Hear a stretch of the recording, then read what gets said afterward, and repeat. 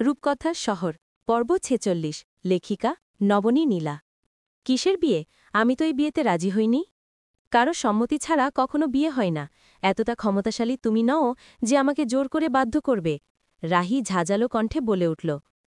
তোমাকে জোর করার হলে কাল রাতেই করতাম। কায়ান শান্ত কিন্তু কঠিন গলায় বলল। আচ্ছা, এত যখন ভাবো তাহলে আমার কাছে আসার আগে একবারও চিন্তা করলে না? আমি বুঝি না ভেবেছ তুমি কি চাও? না, তুমি কখনও বোঝনি, আর কোনোদিন বুঝবেও না, নিচু স্বরে বলল কায়ান। তারপর থেমে আবার বলল, আমাকে এত অপছন্দ করো কেন? শুধু আমি মাফিয়া বলেই? শুধু মাফিয়া? আমাকে তোমাকে অপছন্দ কারণ তুমি পুরুষ, এই জাতটাই আমার অপছন্দ। আমি আমার পুরো জীবন এই পুরুষ মানুষের জন্য আমি সাফার করেছি। হ্যাঁ, কিছু ভালো মানুষ আছে, কিন্তু তুমি তাদের কাতারে নও। তুমি সেই মানুষ যে অসংখ্য মা বাবা স্ত্রী আর সন্তানদের বুক খালি করে দিয়েছ। রাগে কাপা কণ্ঠে বলল রাহি। তারপর সে আরও বলল, শুনেছি তোমার বাবাকে সন্ত্রাসীরা হত্যা করেছিল, কিন্তু তুমি কি করছো? তোমার সঙ্গে তাদের পার্থক্য কোথায়? তুমি তো নিজেই তাদের একজন হয়ে গেছ। কায়ান কোনো উত্তর দিল না। রাহির উচ্চারিত প্রতিটি শব্দ তার ভেতরটাকে জ্বালিয়ে পুড়িয়ে দিয়েছে। খারাপ সে বটে, এটা সে অস্বীকার করে না, কিন্তু যখন সেই মানুষটাই, যাকে সে ভীষণভাবে ভালোবাসে, সামনে দাঁড়িয়ে তাকে বোঝায় কেন সে অযোগ্য, তখন হৃদয়ের গভীরে অদৃশ্য এক রক্তক্ষরণ শুরু হয়। সেই রক্তক্ষরণ চোখে ধরা না দিলেও এর যন্ত্রণা সহ্য করা যায় না, যা তিল তিল করে যে কাউকে ভেতর থেকে ভেঙে ফেলতে পারে। কিছুক্ষণ নীরব থেকে কায়ান বলল, কিন্তু বিয়েটা আমাদের হয়েছে, এটাই শেষ কথা। রাহি চিৎকার করে উঠল, আমি এই বিয়ে মানি না। দৃঢ় কণ্ঠে কায়ান উত্তর দিল, মানতে হবেই, আজ না হয় কাল। রাহি তাচ্ছিল্য ভরা কণ্ঠে বলল, কোনো দিন মানব না, মরে গেলেও না। কায়ান কোনো উত্তর দিল না। ভারী পায়ে রুম থেকে বেরিয়ে গেল সে। বুকের ভেতরটা যেন পাথরের মতো চেপে ধরেছে, শ্বাস নিতে কষ্ট হচ্ছে। রাহির প্রতিটি শব্দ তার মনের ভেতর ধারালো ছুরির মতো দাগ বসিয়ে দিয়েছে। এক মুহূর্তে তার চোখ লাল হয়ে উঠল, রাগে দপদপ করতে লাগল। সামনে থাকা রাইফেলটা হাতে নিয়ে হঠাৎ গর্জে উঠল সে। করিডোরের জানালার কাঁচ, সাজানো শোকেস, দেয়ালের ফ্রেম একটার পর একটা ভেঙে চুরমার করে দিল। কাঁচ ভাঙার কর্কশ শব্দে পুরো অট্টালিকা কেঁপে উঠল, যেন তার বুকের ভেতরের ঝড়টা বাইলেও তাণ্ডব চালাচ্ছে। অবশেষে হাঁপাতে হাঁপাতে অন্য এক রুমে ঢুকে পড়ল কায়ান। কাঁপা হাতে পকেট থেকে সিগারেট বের করল। গত ৩ মাস ধরে যা সে ছুঁয়েও দেখেনি, শুধু রাহির জন্য। রাহি এটা ঘৃণা করে, তাই সে ছেড়েছিল। কিন্তু কি লাভ হল? রাহির চোখে সে কেবলই নিকৃষ্ট, নোংরা, অযোগ্য একজন মানুষ, যা সে আজ উপলব্ধি করতে পেরেছে। সিগারেটে আগুন ধরিয়ে প্রথম টান দিতেই তার বুকটা যেন জ্বলন্ত আগুনে দগ্ধ হল। মুহূর্তেই এক ধরনের ঘৃণা ছড়িয়ে পড়ল তার শরীর জুড়ে। দাঁত চেপে নিঃশ্বাস ফেলল, আর পরের সেকেন্ডেই জ্বলন্ত সিগারেটটা জানালা দিয়ে ছুঁড়ে মারল দূরে। ঈশার অসুস্থতার খবর পায় আরহান তাড়াতাড়ি বাড়ি ফিরে এলো। বাড়ি ঢুকতেই লক্ষ্য করল পরিবেশ অদ্ভুত। তার বাবা আর ঈশার বাবা কি নিয়ে গভীর আলোচনা করছে।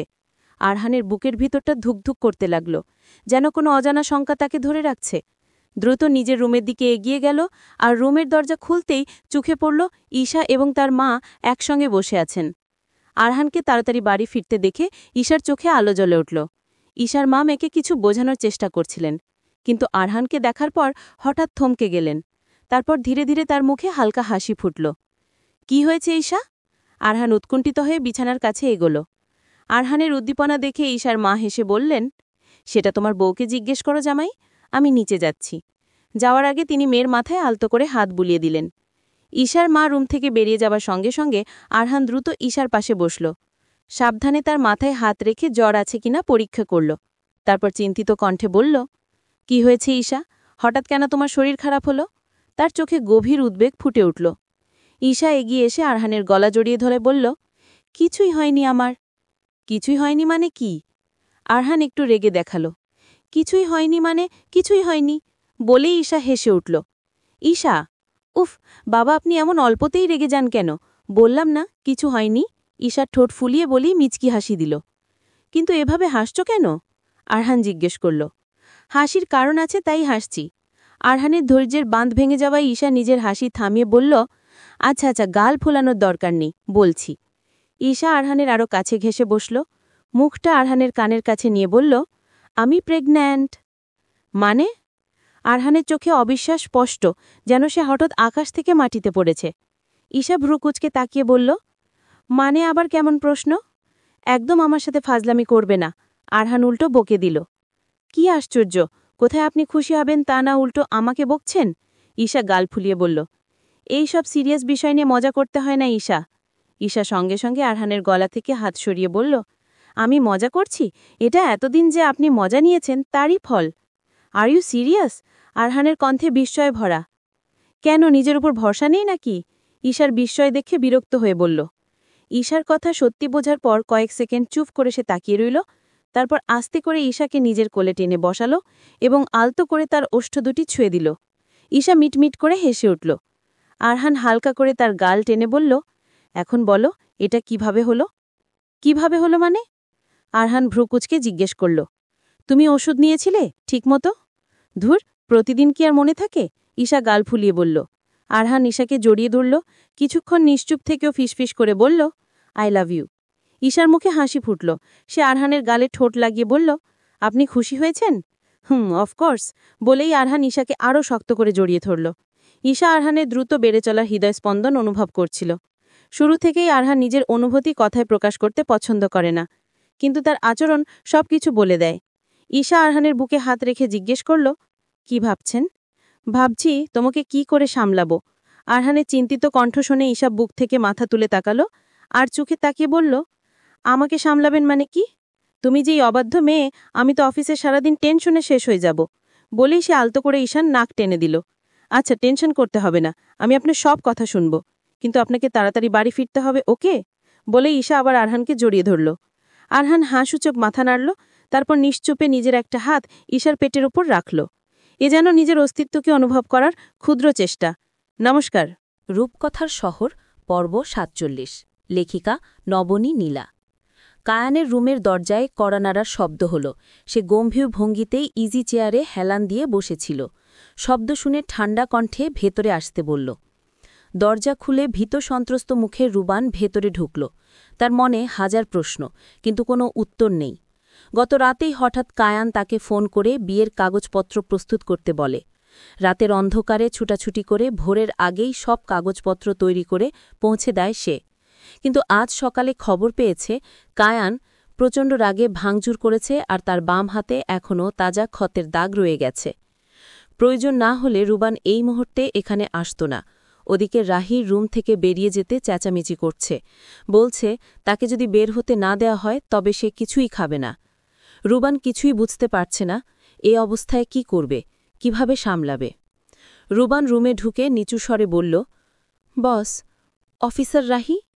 রাহির নাম শুনে কায়ান একটা নিঃশ্বাস ফেলে বলল, কি হয়েছে?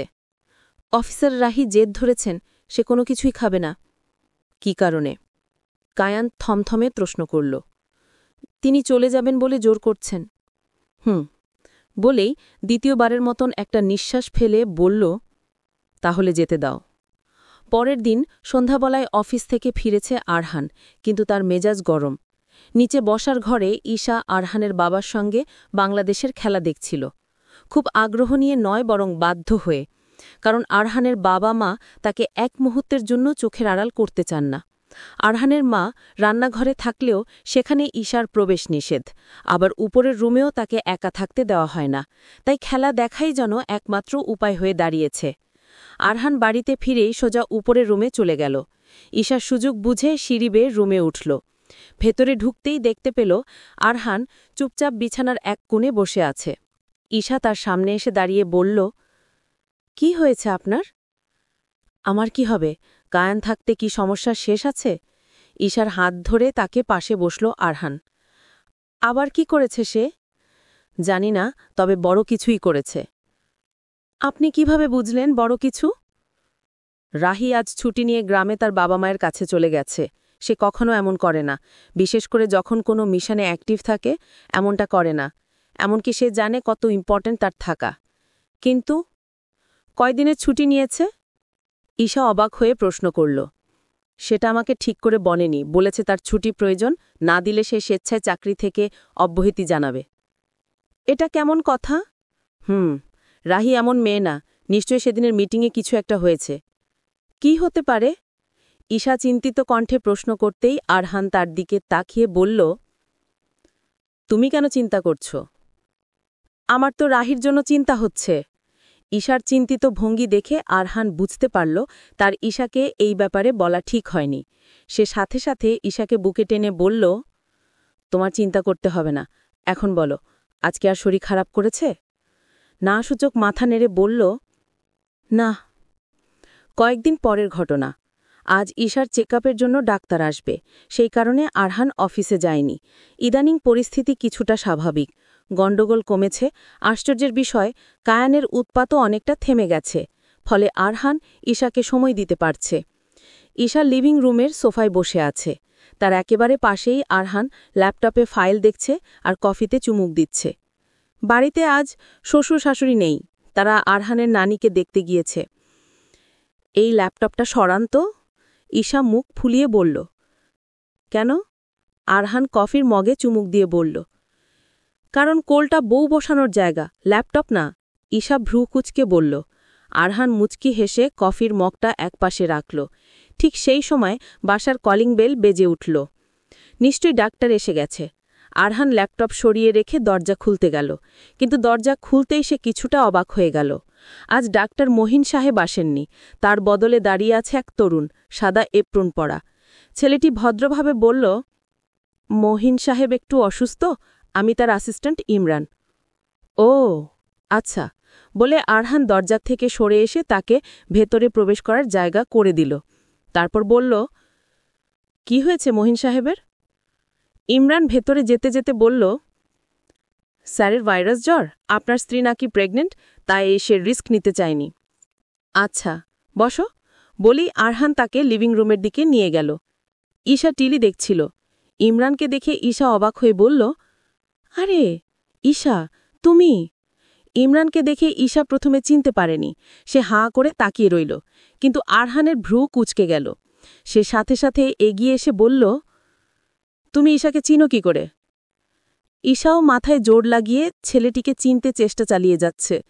হ্যাঁ, আমরা একই স্কুলে ছিলাম। ইমরানের কথা শুনে ঈশার মনে পড়ে গেল। হ্যাঁ, মনে পড়েছে, বলেই ঈশা হাসল। নিশ্চয় তোমরা ব্যাচম্যাট না? দাঁতে দাঁত চিপে প্রশ্ন করল আরহান। তার চোখে মুখে বিরক্তি স্পষ্ট। না না, আমার মনে পড়েছে, আমি স্কাউট করতাম যে, তখন ইমরান ভাই আমাদের সিনিয়র ছিলেন। ঈশা হাস্যোজ্জ্বল স্বরে বলল। যাক, মনে পড়ল তাহলে। বাই দ্য ওয়ে, বলেই ইমরান থামল। তারপর অবাক হয়ে বলল, তুমি কি প্রেগনেন্ট? এমন প্রশ্নে ঈশা লজ্জা পেয়ে চুপ করে গেল। পাশে দাঁড়িয়ে আরহান গম্ভীর ভঙ্গিতে বলল, হ্যাঁ প্রেগনেন্ট। এত অল্প বয়সে? ইমরানের কথায় লজ্জায় ঈশার কান লাল হয়ে গেছে। এদিকে আরহানের ধৈর্যের বাঁধ ভেঙে যাচ্ছে। ঈশার অল্প বয়স তুমি কি করে জানো? আরহান কণ্ঠে বিরক্তি স্পষ্ট। না মানে, আন্দাজ করলাম, ওর বয়সী মেয়েরা তো পড়ালেখা নিয়ে ব্যস্ত থাকে, সেই কারণে বললাম, বলেই ইমরান ঈশার দিকে তাকাল। ঈশা আর চোখে আরহানকে দেখছে, লোকটা এমন ফুলে ফেপে আছে কেন? ইমরান সোফায় বসে প্রেশার মাপার সবকিছু বের করতে লাগল। তার ফাঁকে ফাঁকে সে ঠিকই ঈশার দিকে তাকাচ্ছে, যা আরহানের দৃষ্টিগোচর হয়নি। প্রেশারের মেশিন এগিয়ে নিয়ে ইমরান বলল, দেখি ঈশা, তোমার হাতটা দাও। ঈশার সরল মনে হাত এগিয়ে দিতেই আরহান ফট করে ঈশার হাত ধরে ফেলল। তারপর বলল, ইমরান, তুমি এখন আসতে পারো, চেকআপ অন্যদিন হবে। ঈশার সাথে সাথে ইমরানও হতবাক হয়ে তাকাল। আরহানের দৃষ্টি কঠিন, সে দৃষ্টি ঠিক বুঝিয়ে দিচ্ছে কেন চলে যেতে বলা হয়েছে, সে প্রশ্ন যেন না করা হয়। ইমরান একটু থতমত খেয়ে গেল, কিন্তু বুদ্ধিমানের মতন হ্যাঁ সূচক মাথা নেড়ে বেরিয়ে গেল। ইমরান চলে যেতেই ঈশা অবাক হয়ে প্রশ্ন করল, এটা কি করলেন আপনি? এই ছেলের একসময় তোমাকে পছন্দ ছিল, তাই না? আরহান গম্ভীর গলায় জিজ্ঞেস করল। ঈশা হাঁ করে তাকিয়ে রইল। কি আশ্চর্য! আরহান কি করে জানে ইমরান ভাই যে তাকে পছন্দ করত? আপনি কি করে জানেন? ঈশার চোখে মুখে বিস্ময়। ওই বেয়াদবের চোখেই বলে দিচ্ছিল, বলেই সে রাগে ফুঁসতে লাগল। এ কি অবস্থা! আপনি আবার কবে থেকে মানুষের চোখ পড়তে শিখে গেছেন? এই ইমরান ছেলেকে যেন আমি আর এই বাড়িতে না দেখি, আর ডাক্তার মহিনও বাদ, তোমাকে আমি অন্য ডাক্তার দেখাবো, মহিলা ডাক্তার। ঈশা খেয়াল করল রাগে আরহানের কপালে ভাঁজ পড়েছে। ঈশার মুখে দুষ্টু হাসি ফুটে উঠল। সে কিছু না বোঝার ভান করে বলল, ও মা, ডাক্তার মহিন কি করেছে? ডাক্তার মহিনের আসলে তার সাথে এই ছেলে আবার আসতে পারে। আরহান অনেক শান্ত হয়ে বলার চেষ্টা করলেও তার ভেতরে রাগ চোখে মুখে স্পষ্ট। আসুক, বাড়িতে মানুষ আসতে তো ভালো। ঈশা ঠোঁট চেপে বলতেই আরহান কঠিন চোখে তাকালো। একদম না, এই ছেলেকে আর কোনোদিন তোমার দিকে তাকাতে দেখলে ওকে আমি। তাকালে কি হয়েছে, আমি তো আপনারই থাকব। আমার কোনো জিনিসের প্রতি নজর দেওয়ার স্পর্ধা আমি কাউকে দেইনি। তুমি আমার বলেই অন্য কারোর তোমার প্রতি দৃষ্টি আমি সহ্য করব না। ঈশা অবাক হয়ে তাকিয়ে রইল। কি সুন্দর কথা বলছে তার জামাইটা। উফ, তার দুষ্টু মনে তো ইচ্ছা করছে ওই ইমরান হাশমি থুকু ওই ইমরানকে প্রতিদিন একবার চেকআপের জন্য ডাকে। ঈশা ঠোঁট চেপে হাসি থামিয়ে আস্তে করে পা দুটো আরহানের কোলের উপর দিয়ে বলল, আহ, পায়ে কি যেন হয়েছে দেখুন তো, ব্যথা করছে। আরহান সাথে সাথে ব্যতিব্যস্ত হয়ে গেল। ঈশার পায়ে আস্তে আস্তে মালিশ করে দিতে লাগল আর ঈশা মিটমিট করে হাসতে লাগল। চলবে। রূপকথার শহর পর্ব ৪৮। লেখিকা নবনী নীলা। ডাক্তারের কাছ থেকে ফেরার পথে আরহান গাড়ি চালাচ্ছিল। গাড়িতে উঠেই ঈশা নানা বাহানা শুরু করল। থামান থামান, গাড়িটা থামান। ঈশা অতি উৎসাহিত হয়ে বলল। কি হয়েছে? গাড়ি না থামিয়ে ভ্রূ কুঁচকে প্রশ্ন করল। এ কি, গাড়িটা থামান, আমি ফুচকা খাব। ঈশা নিজের লোভ সামলাতে না পেরে বলল। একদম না। বলেই আরহান গাড়ির স্পিড সামান্য বাড়িয়ে দিল। আপনি এত পাষাণ কেন? এই অবস্থায় আমাকে না করছেন? আপনি কি মানুষ? ঈশা ঠোঁট উল্টে বলল। হ্যাঁ, এই অবস্থা দেখেই না করছি। আমি চাই না আমার বাচ্চা এসব অস্বাস্থ্যকর খাবার খাবে। আরহান আর চোখে তাকিয়ে বলল। কিসের অস্বাস্থ্যকর খাবার? আপনি জীবনে ফুচকা খেয়েছেন কোনোদিন? চিনেছেন শুধু ব্ল্যাক কফি। ঈশার আগে ফুসতে ফুসতে বলল। হ্যাঁ, এখন থেকে তুমিও ব্ল্যাক কফি খাবে। আরহান ঠোঁটের কোণে হাসি রেখে বলল। একদম ফালতু কথা বলবেন না। ওই সব তিতা খাবার আপনি খান, যত্ত সব। বলেই ঈশা বাইরে তাকাল। দেখো, এই সময় স্বাস্থ্যকর খাবার খেতে হবে। আমি চাই আমার বেবি হেলদি হবে। একদম কথা ঘোরাবেন না। আপনি যে আমাকে ফুচকা খাওয়াবেন না সেটা আমি বুঝে রেছে। ঈশা ঠোঁট উল্টে বলল। ফুচকা বাদ অন্য কিছু চাইলে বলো। না, আমি ফুচকাই খাব। বাগবিতণ্ডার মধ্যে গাড়ি পৌঁছে গেল আরহানের বাড়ির গেটে। ঈশার আগে গজগজ করতে করতে গাড়ি থেকে নেমে বাড়ির ভেতরে ঢুকে পড়ল। আরহান তার পিছু পিছু আস্তে আস্তে বলল। আস্তে, পড়ে যাবে তো। ঈশা কোনো কথা না শুনেই বাড়ির ভেতরে প্রবেশ করল। ঢুকতেই চোখ পড়ল লিভিং রুমে, যেখানে কেউ পায়ের উপর পা তুলে বসে আছে। তাকে দেখে ঈশা থমকে দাঁড়াল। হ্যালো ঈশা। ঠোঁটের কোণে দুষ্টু হাসি রেখে সোফা থেকে উঠে দাঁড়াল কায়ান। এখন আমি তোমার ভাবি হই। ঈশা কোমর দিয়ে ২ হাত রেখে একটা ধমক দিয়ে বলল, যেন আরহানের সব রাগ ঝেড়ে ফেলল তার উপর। How typical. I think sister in law sounds better. বলার আগেই আরহান এসে হাজির হল। কায়ানকে বাড়ির ভিতরে দেখে আরহানের চোখে আগুন জ্বলে উঠল। এইখানে আসার সাহস কোথা থেকে হল? আরহান ঈশার পাশে দাঁড়িয়ে কঠোর গলায় প্রশ্ন করল। আমার সাহস নিয়ে প্রশ্ন না করাই বেটার। কায়ান তার ছিল্লের সাথে বলল। ঈশা, উপরে যাও। আরহান ঈশার দিকে তাকিয়ে নিচু স্বরে বলল। না, আমি যাব না। ঈশা আরহানের হাত জড়িয়ে বলল। কোনোভাবেই সে এই ২ আগুনের পিণ্ড একসাথে রেখে যাবে না। ওয়েট, তোমাদের রোম্যান্স দেখার জন্য আমি এখানে আসিনি।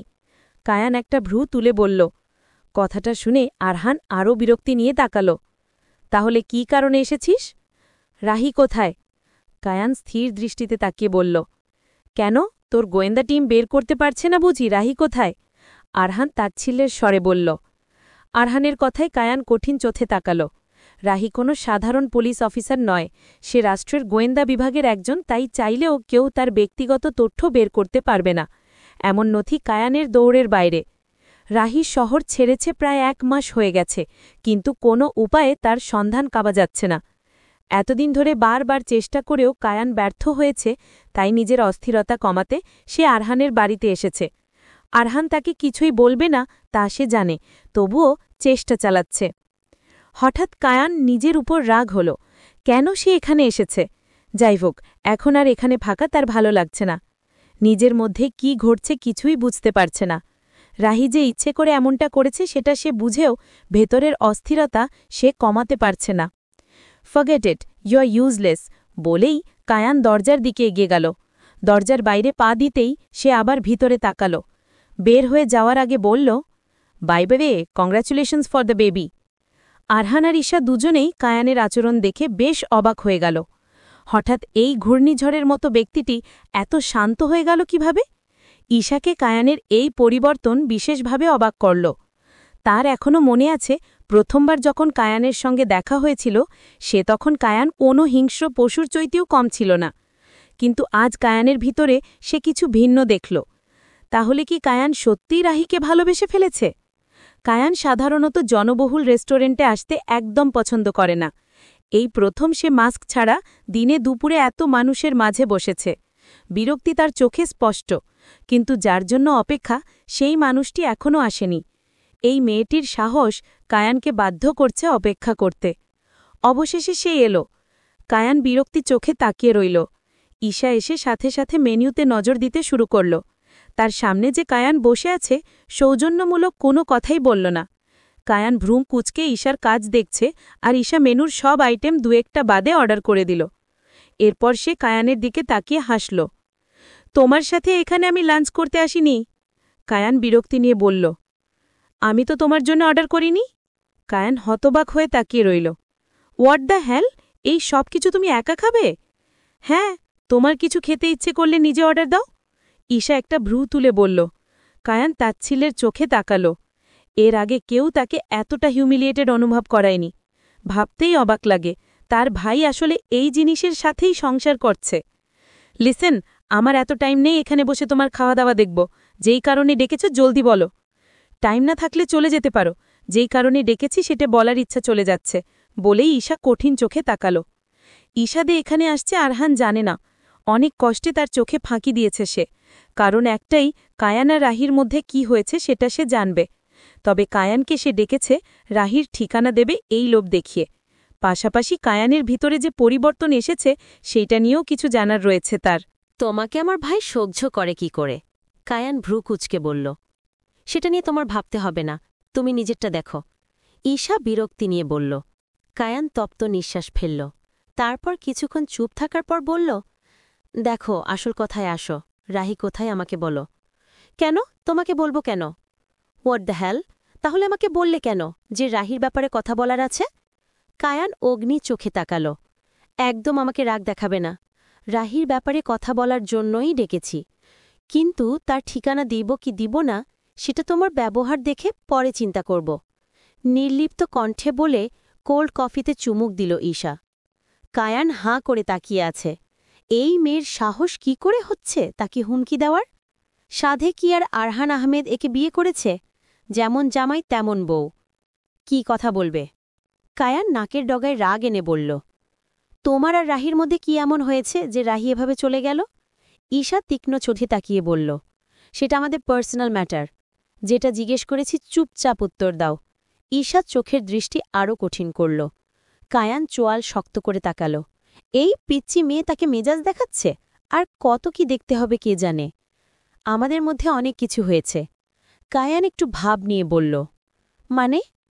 ঈশা নাক সিটকে বলল, মানে সবকিছু হয়েছে এবং কিছু হয়নি এর মাঝামাঝি। কায়ানের এই উক্তিতে ঈশা হাঁ করে কতক্ষণ তাকিয়ে রইল, কারণ কথাটা তার মাথার উপর দিয়ে গেল। একটু থেমে কায়ান আবার বলল, শি ইজ মাই ওয়াইফ নাও। ঈশা চমকে তাকাল, তারপর বিস্ময় নিয়ে বলল, কি? তুমি ওকে জোর করে বিয়ে করছ? না, জোর করিনি। কায়ান নির্লিপ্ত কণ্ঠে বলল, জোর করনি? তাহলে কি রাহির নিজের ইচ্ছাই তোমাকে? ঈশার চোখ কপালে উঠে গেল। না, ও ঘুমিয়েছিল। আমি শুধু ওর ফিঙ্গারপ্রিন্ট নিয়েছি কাগজে। আর সাক্ষী? কিসের সাক্ষী? এটাকে কেউ বিয়ে বলে? তুমি কি জীবনে কোনো বিয়ে দেখনি? এটা বিয়ে করেছ নাকি সম্পত্তি হাতিয়েছ? বিয়ে দেখার মতন ফালতু টাইম তোমার থাকতে পারে, আমার নেই। আহমক কোথাকার! ঈশা বিরক্তি নিয়ে বলল, হেই, মাইন্ড ইওর ল্যাঙ্গুয়েজ। এটা বিয়ে হয়েছে নাকি কি হয়েছে কে জানে। এই জন্যেই রাহি চলে গেছে। ঈশা বিরক্তি নিয়ে বলল, না, সেদিন রাতে আরও অনেক কিছু হয়েছে। কায়ান শান্ত গলায় বলল। ঈশা আর চোখে তাকাল। সে কিছুটা অনুমান করে বলল, আচ্ছা, তোমার কি মনে হয় রাহি যে কিনা গোয়েন্দা বিভাগের স্পেশাল অফিসার, সে তোমাকে পছন্দ করবে? কেন, আমার মধ্যে কি অসুবিধে? তুমি পুরোটাই অসুবিধে। তোমার সব খারাপ কাজের কথা রাহি জানে। সেটা অন্য ব্যাপার যে তুমি কোনো প্রমাণ রাখো না, ওরা চাইলেও তোমাকে গ্রেফতার করতে পারবে না, কিন্তু তাতে তুমি ভালো মানুষ হয়ে যাও না। কি করলে ভালো মানুষ হব? কায়ান পাল্টা প্রশ্ন করল। রাহিকে বিরক্ত করা বন্ধ করলে। কায়ান এক তপ্ত নিঃশ্বাস ফেলল, তারপর বলল, এটা বাদে কিছু থাকলে বলো। কায়ান একা গাড়ি চালিয়ে যাচ্ছে। অন্য সময় সে একা থাকে না, তার পিছনে তার লোকেরা সবসময় থাকে, কিন্তু আজকে কেউ নেই। তার গন্তব্য রাহির গ্রামের বাড়ি। ঠিকানা সে ঈশা দিয়েছে, যদিও সে একদমই আশা করেনি ঈশা এমন কিছু করবে। কিন্তু কি কারণে করল সেসব চিন্তা করে কায়ানের কাজ নেই আপাতত। গ্রামের ঠিকানা পেয়েছে, শুধু রাহির বাড়ির ঠিকানা ঈশা দেয়নি। মেয়েটার মাথায় শয়তানি বুদ্ধি বেশি, ইচ্ছে করে তাকে নাকানি চুবানি খাওয়াতে চাইছে। রাহিদের গ্রামে পৌঁছাতে পৌঁছাতে সন্ধ্যা নেমে এলো। গ্রামের সরু রাস্তায় এমন বিশাল গাড়ি দিয়ে আর সামনে যাওয়া যাবে না। কায়ান ভ্রু কুচকে গাড়ি থেকে নামল। এখন সে কি করবে? দূর থেকে গ্রামের রাতের জমজমাট বাজার দেখা যাচ্ছে। কায়ান উপায় না পেয়ে সেই দিকে হাঁটা ধরল। কি করবে, কোথায় খুঁজবে সে জানে না। দেখা যাক কি হয়। বাজারের প্রতিটি মানুষ কায়ানকে আর চোখে দেখছে, কারণ তার পোশাক। না চাইতেও সকলের নজর কাড়ছে সে।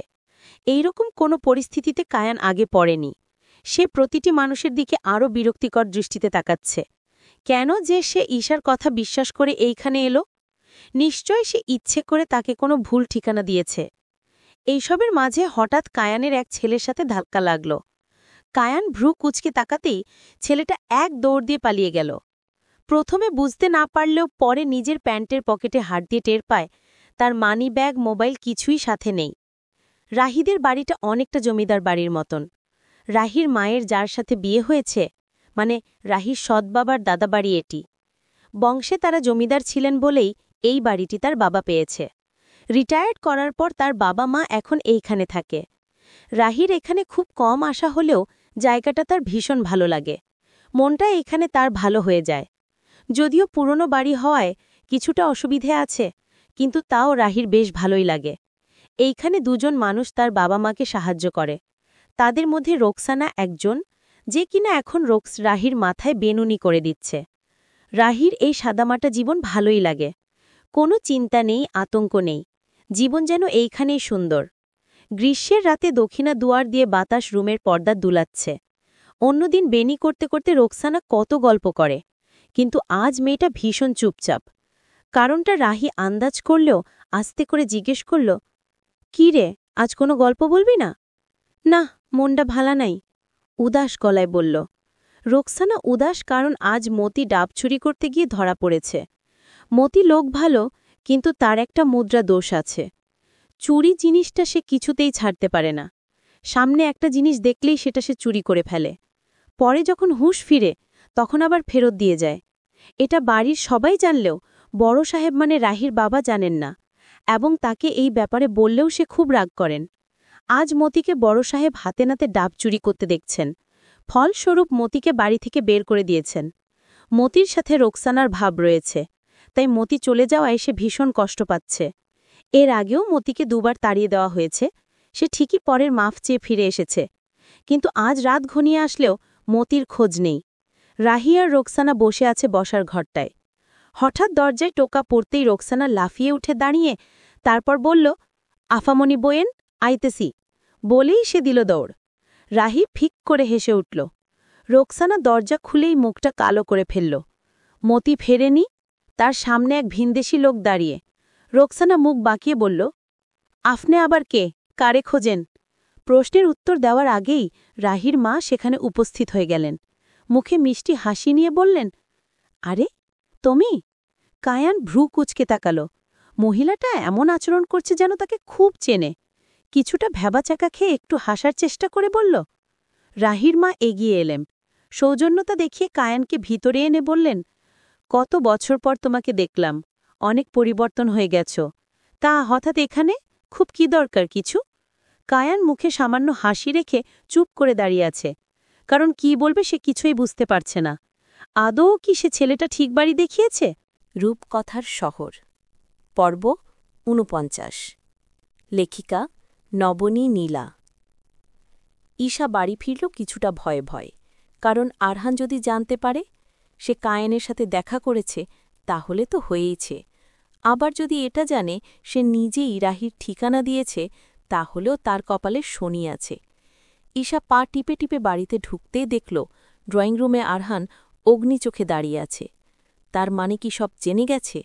ঈশা থমকে দাঁড়িয়ে পড়ল। আরহানের কপালের ভাঁজ স্পষ্ট, তার মানে সে খুবই বিরক্ত। রেস্টুরেন্টে গিয়েছিলে কেন তুমি? আরহান স্পষ্ট গলায় প্রশ্ন করল। ঈশার পায়ের নিচের থেকে যেন মাটি সরে গেল। সে একটা ঢোক গেলে মাথা নিচু করে ফেলল। লোকটা জানল কিভাবে সে যে রেস্টুরেন্টে গেছে? আরহান অফিসে ছিল বলেই তো সে বাড়ির বাইরে গেল। বাড়িতে তার শ্বশুর শাশুড়ি নেই। এই সুযোগটা কাজে লাগাতে গিয়ে এমন বিপদে পড়বে কে জানত? ঈশা মাথা নিচু করতেই আরহান এগিয়ে এসে ঈশার হাতে থাকা ব্যাগটা নিয়ে নিল। তারপর প্রশ্ন করল, আমাকে না বলে গিয়েছ কেন? ঈশা মাথা তুলে আরহানের দিকে তাকাল। তারপর বলল, বললে কি আপনি যেতে দিতেন? আরহান ঈশাকে সোফা এনে বসিয়ে ঠান্ডা গলায় বলল, না, কখনোই না। ঈশা এত শান্তভাবে তাকে বলছে কেন? মনে হয় মারাত্মক রাগ করেছে এই লোকটা। ঈশা কিছু বলার আগে আরহান আবারও শান্ত গলায় বলল, আর কখনো এমন সাহস করবে না। ঈশা চুপচাপ হ্যাঁ সূচক মাথা নাড়ল। তারপর জিজ্ঞেস করল, আপনি কি করে জানলেন আমি সেখানে গিয়েছি? আরহান ঈশার হাতের দিকে ইশারা করল। ঈশার হাতে থাকা সেই ব্রেসলেট, যেটা বিয়ের আগে ঈশা নিরাপত্তার জন্য আরহান বিশেষ জিপিএস দিয়ে বানিয়ে দিয়েছিল। ঈশা নিজের হাতে থাকা ব্রেসলেটের দিকে তাকে হতবাক হয়ে গেল। এই জিনিসের কথা তো সে ভুলেই গেছে, কিন্তু এটা তো শুধু লোকেশন ট্র্যাক করতে পারে। তাহলে তো আরহানে জানার কথা না সে কায়েনের সাথে দেখা করেছে। ঈশা একটু মনোবল পেল, সাহস জুগিয়ে বলল, আপনাকে না বলে বাইরে গিয়েছিলাম এই কারণে রেগে আছেন? হ্যাঁ, কিন্তু তোমার সাথে আমার বেবি আছে বলে কিছু বলছি না। এরপর থেকে যদি তুমি এমন কাজ করেছ আমি তোমার বাইরে যাওয়া বন্ধ করে দিব। আরহান কঠিন গলায় বলল। ঈশা চুপচাপ হ্যাঁ সূচক মাথা নাড়ল। তারপর জিজ্ঞেস করল, আপনি কি করে জানলেন আমি সেখানে গিয়েছি? আরহান ঈশার হাতের দিকে ইশারা করল। ঈশার হাতে থাকা সেই ব্রেসলেট, যেটা বিয়ের আগে ঈশা নিরাপত্তার জন্য আরহান বিশেষ জিপিএসডি বানিয়ে দিয়েছিল। ঈশা নিজের হাতে থাকা ব্রেসলেটের দিকে তাকিয়ে হতবাক হয়ে গেল। এই জিনিসের কথা তো সে ভুলেই গেছে, কিন্তু এটা তো শুধু লোকেশন ট্র্যাক করতে পারে। তাহলে তো আরহানে জানার কথা না সে কায়েনের সাথে দেখা করেছে। ঈশা একটু মনোবল পেল, সাহস যুগে বলল, আপনাকে না বলে বাইরে গিয়েছিলাম এই কারণে রেগে আছেন? হ্যাঁ, কিন্তু তোমার সাথে আমার বেবি আছে বলেই কিছু বলছি না। এরপর থেকে যদি তুমি এমন কাজ করেছ আমি তোমার বাইরে যাওয়া বন্ধ করে দিব। আরহান কঠিন গলায় বলল। ঈশা চুপচাপ শান্তির নিঃশ্বাস ফেলে তাকাল। তার মানে আরহান কিছু জানে না। উফ, এই বারের মতন বেঁচে গেছে। ঈশা আরহানের গলা জড়িয়ে ধরল, তারপর বলল, আমি আর কখনো এমন করব না। আরহান ঈশার মাথায় হাত বুলিয়ে দিল, তারপর বলল, যদিও আমি রেগে আছি, কিন্তু তোমার জন্য একটা জিনিস আছে। ঈশা মাথা তুলে তাকাল, চোখে মুখে আনন্দ। সে আগ্রহ নিয়ে প্রশ্ন করল, কি আছে? তুমি বসো, আমি আনছি, বলে আরহান উঠে কিচেনে গেল। ঈশা আগ্রহ নিয়ে তাকিয়ে আছে, কিচেনে আবার কি আনতে গেল? আরহান ফিরে এলো ট্রে ভর্তি ফুচকা নিয়ে। ঈশার চোখ কপালে ওঠার পালা। সে অবাক হয়ে আরহানের দিকে তাকিয়ে আছে। এই লোকটা না 2 দিন আগে তাকে ফুচকা খেতে যাওয়ায় বকা দিয়েছে, আর এখন সে কিনা ফুচকা? ঈশা কৌতূহল নিয়ে বলল। আরহান প্লেটটা ঈশার সামনে রেখে বলল, ঈশা এখনও বিস্ময় নিয়ে আরহানকে দেখছে। সে ঈশার পাশে বসতে বসতে বলল, এটা স্বাস্থ্যসম্মত কারণ এটি বাসায় বানানো, তাই তোমার খেতে কোনো বাধা নেই। ঈশা একগাল হাসি দিয়ে তাকাল, তারপর চট করে একটা ফুচকা মুখে দিয়ে দিল, যেন তার অন্তরটা ঠান্ডা হয়ে গেল। কিন্তু 1 মিনিট, বাসায় বানানো মানে কি? কি বানিয়েছে? ঈশা ভ্রু কুচকে আরহানের দিকে তাকাল। এটা বাসায় বানানো মানে কি? কে বানিয়েছে? তোমার হাজবেন্ড, বলেই আরহান ঈশার ঠোঁটের কাছে নিজের গালটা এগিয়ে দিল। এইসবের বিনিময়ে সে কি চায় সেটা স্পষ্ট। ঈশা আরহানের গালে ঠোঁট ছুঁয়ে দিল, তারপর বলল, আপনি ফুচকা বানাতে পারেন? তোমার জন্য সব পারব, বলেই আরহান ঈশার ঠোঁট দুটি ছুঁয়ে দিল গভীর ভালোবাসায়। রোকসানার বিষণ্ণ মুখটা দেখে রাহি উঠে দাঁড়াল। তারপর জিজ্ঞেস করল, কিরে, কি হয়েছে? মতি ফিরেনি? না, অন্য এক সাহেব আসছে, বলেই সে মুখ বাঁকাল। রাহি ভ্রু কুচকে তাকাল। অন্য সাহেব মানে? এই রাতে কে আসবে? রাহি রুমের বাইরে আসল। কায়ান মায়ের সাথে কথা বলছিল। এমন সময় রাহি তার মাকে ডাক দিয়ে বলল, মা, কে এসেছে? কায়ান পিছন ফিরে তাকাল। রাহির কণ্ঠ তার মনের ভিতরে একটা শীতল শিহরণ সৃষ্টি করল। রাহির পরনে সাদা লম্বা স্কার্ট, ওপরে একটা নীল রঙের ফতুয়া, আর চুলে বেনি। কায়ান যেন পলক ফেলতে ভুলে গেছে। আরহান। ততক্ষণে রাহির মা বললেন। তার আওয়াজ কানে আসতেই কায়ানের হুঁশ ফিরল। সে বুঝতে পারল কেন এত আদরে তাকে বাড়ির ভিতরে আনা হয়েছে। এই প্রথম ভাই থাকায় তার কোনো লাভ হয়েছে? রাহি থুমকে দাঁড়িয়ে আছে, কারণ চোখ দেখেই সে বলে দিতে পারছে তার সামনে কায়ান দাঁড়িয়ে আছে। শার্টের কারণে তার ট্যাটু না দেখা গেলেও তার চোখের দুষ্টু চাহানি রাহি চিনে। রাহির ভীষণ ভয় হচ্ছে, কারণ তার মা বাবা প্রিয়জনের মাঝে কায়ান এসে উপস্থিত হয়েছে। এর চেয়ে ভয়ানক কি হতে পারে? কি জন্য এই আগমন? যত নিজের থেকে তাকে দূরে ঠেলে দিতে চাইছে, তত যেন কায়ান তার আরও কাছে চলে আসছে। রাহির মা কায়ানকে বসা রুমে নিয়ে গেলেন। কায়ান আর রাহির মা বেশ গল্প শুরু করলেন। রাহির চিন্তিত ভঙ্গিতে একপাশে দাঁড়িয়ে আছে। কায়ানের দৃষ্টি কিছুক্ষণ পর পর রাহির দিকে যাচ্ছে। তুমি আমাদের বাড়ি চিনলে কি করে? রাহির মা আগ্রহ নিয়ে প্রশ্ন করলেন। রাহির তীক্ষ্ণ চোখে তাকিয়ে আছে। আমি আপনাদের বাড়ি খোঁজ করছিলাম, তখন একজনের সাথে দেখা হয়, সে আমাকে এখানে নিয়ে আসলো। রাহির মা অবাক হলেন, তারপর রোকসানার দিকে তাকিয়ে প্রশ্ন করলেন, কি রে, কে নিয়ে এসেছে, তুই দেখেছিস? রোকসানা নাসূচক মাথা নাড়ল। রাহির মা কায়ানের দিকে তাকিয়ে বলল, আমাদের পরিচিত কেউ নিয়ে এলে দেখা না করে যাওয়ার কথা না? রোকসানা মনমরা হয়ে বলল, আমার তো মনে হয় মতি ভাই নিয়ে এসে। হ্যাঁ, রাইট, মতি নাম ছিল।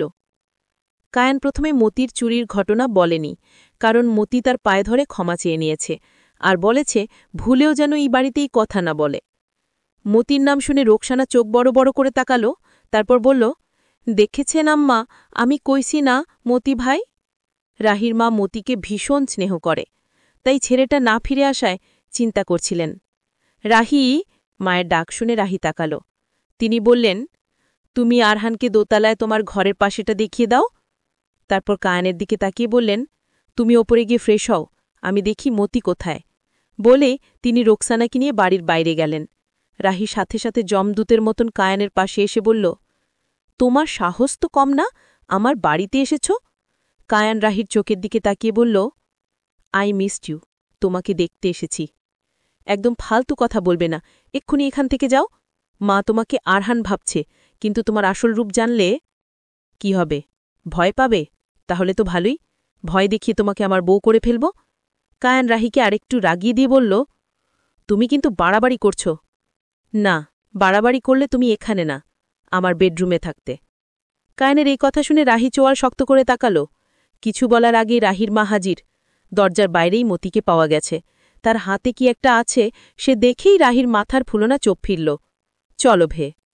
রূপকথার শহর পর্ব ৫০। লেখিকা নবনী নীলা। রাহি রেগে রেগে সিঁড়ি দিয়ে উঠছে, কারণ কায়ান কোনোভাবেই এ বাড়ি ছেড়ে যেতে প্রস্তুত না। তাকে সব হুমকি ধামকি দেওয়ার পরও নির্লজ্জের মতন সে ঘুরঘুর করছে। রাহিদের বাড়ির দোতলায় বিশাল এক করিডর। রাহির ঘর ঠিক বারান্দার পাশেরটা। রাহির ঘরের পাশের রুমের তালা খুলল, তারপর রাগী চোখে কায়ানের দিকে তাকাল। কায়ানের চোখে মুখে দুষ্টু হাসি। রাহির সেই হাসি দেখে গা জ্বলে যাচ্ছে। কাল সকাল সকাল এই বাড়ি থেকে বিদায় হবে, বুঝেছ কি বলেছি? কায়ান রুমের ভিতরে ঢুকে বলল, আর যদি বিদায় না হই? রুমটায় বিশাল এক খাট, আগেকার দিনের কারুকাজে ভরপুর। লাইটের আলো জ্বলছে হালকা, মাথার উপরে ফ্যানের করুণ দশা। কায়ান ভালোভাবে রুমটা দেখতে লাগল। কি চাও তুমি? কি জন্যে এখানে এসেছ? রাহি বিরক্তি নিয়ে প্রশ্ন করল। তেমন কিছু না, নিজের কাজ ফেলে রেখে তুমি কি করছো এখানে? কায়ান পাল্টা প্রশ্ন করল। আমি যা করি না কেন সেটা তোমার দেখার বিষয় না। তুমি কি আমার থেকে পালিয়ে বেড়াচ্ছ? কায়ান একটা ভ্রু তুলে প্রশ্ন করল। তোমার সমস্যা কি? রাহি মেজাজ গরম করে বলল। আমার সমস্যা একটাই, আমার তোমাকে অনেক পছন্দ। বলতে বলতে কায়ান সামনের খাটে বসল, কিন্তু সাথে সাথে একটা কাঠ নড়ার শব্দ হলো। কায়ান হকচকিয়ে তাকালো। এটা অনেক পুরানো খাট, তাই নড়াচড়া করলে এমন শব্দ হবে। রাহি গম্ভীর গলায় বলল। রাহির কথা শুনে কায়ান মাথা নাড়ল, তারপর বলল, তোমার ঘর কোনটা? এই প্রশ্নে রাহি চোখ রাগিয়ে তাকালো। কায়ান উঠে দাঁড়ালো, সাথে সাথে আরেকটা শব্দ হলো। সে ভীষণ বিরক্ত হলো, নিজেকে সংযত রাখছে। রাহি তার সামনে এসে দাঁড়িয়ে বলল, তুমি কি চাও বলো তো? আপাতত এই জামা কাপড় চেঞ্জ করতে চাইছি। কায়ান শার্টের হাতা ভাঁজ করতে করতে বলল। রাহির আগে গজগজ করতে করতে রুম থেকে বেরিয়ে গেল। তার ভীষণ অসহ্য লাগছে। এইভাবে তার বাড়িতে ঢুকে ক্রিমিনালটা বসে আছে, অথচ সে কিছুই করতে পারছে না। কায়ান এমন ভাব করছে যেন সে তার কোনো আত্মীয়, কোনোভাবেই রাহি কায়ানের আচরণ নিয়ন্ত্রণে আনতে পারছে না। রাহি রাগী মেজাজে নিচে নেমে এলো। রান্নাঘর থেকে রোকসানার খিলখিল হাসির আওয়াজ তার কানে এলো। রাহি উকি বিয়ে দেখতেই দেখল মতি আর সে একসাথে গল্প করতে বসেছে। রাহি চুপ করে দরজার পাশে গিয়ে দাঁড়িয়ে বলল, কিরে মতি? রাহির কথা শুনে মতি হকচচে উঠে দাঁড়াল। তারপর অতি ব্যস্ত হয়ে বলল, জি আফা।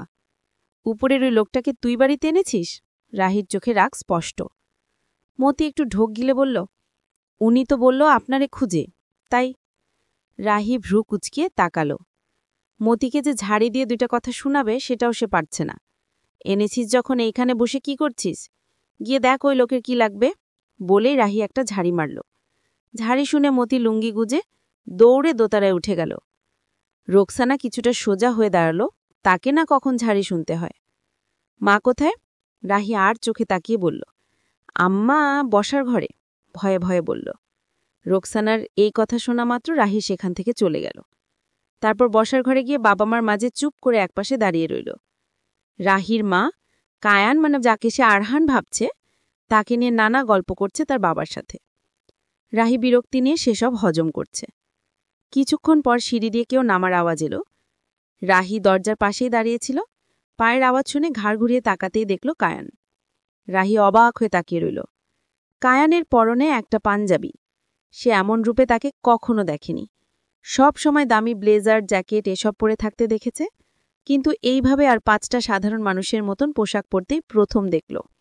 রাহির অবাক দৃষ্টি দেখে কায়ান একটু ইতস্তত বোধ করল। এই পাঞ্জাবিটা মতিকে দিয়ে রাহির মা পাঠিয়েছে। এমন পোশাক পরতে সে অভ্যস্ত নয়। তারপর এগিয়ে এসে নিচু স্বরে জিজ্ঞেস করল, আমাকে কি বেশি খারাপ লাগছে? একদম জঘন্য লাগছে। রাহি তার মুখের ওপর বলেই রুমের ভিতরে চলে গেছে। কায়ান ভ্রু কুচকে রাহির দিকে তাকাতেই চোখে পড়ল রোকসানাকে। রোকসানাকে চোখে পড়ার কারণ, সে তার দিকে ফ্যাল ফ্যাল করে তাকিয়ে আছে, মুখের লাজুক হাসি। কারণ কায়ানকে দেখতে অসম্ভব সুদর্শন লাগছে। সেই রূপে মুগ্ধ হয়ে সে এমন করে তাকিয়ে আছে। রাতে ঘুমাতে গিয়ে কায়ানের বেশ একটা ঝামেলা পোহাতে হলো। এসি রুম, বিশাল তুলতুলে বিছানা ছাড়া ঘুমাতে সে অভ্যস্ত নয়। সেখানেই পুরানো কাঠের শক্ত বিছানা, যা নাকি একটু নড়লেই আওয়াজ করে উঠছে। কায়ানের কিছুতেই ঘুম আসছে না।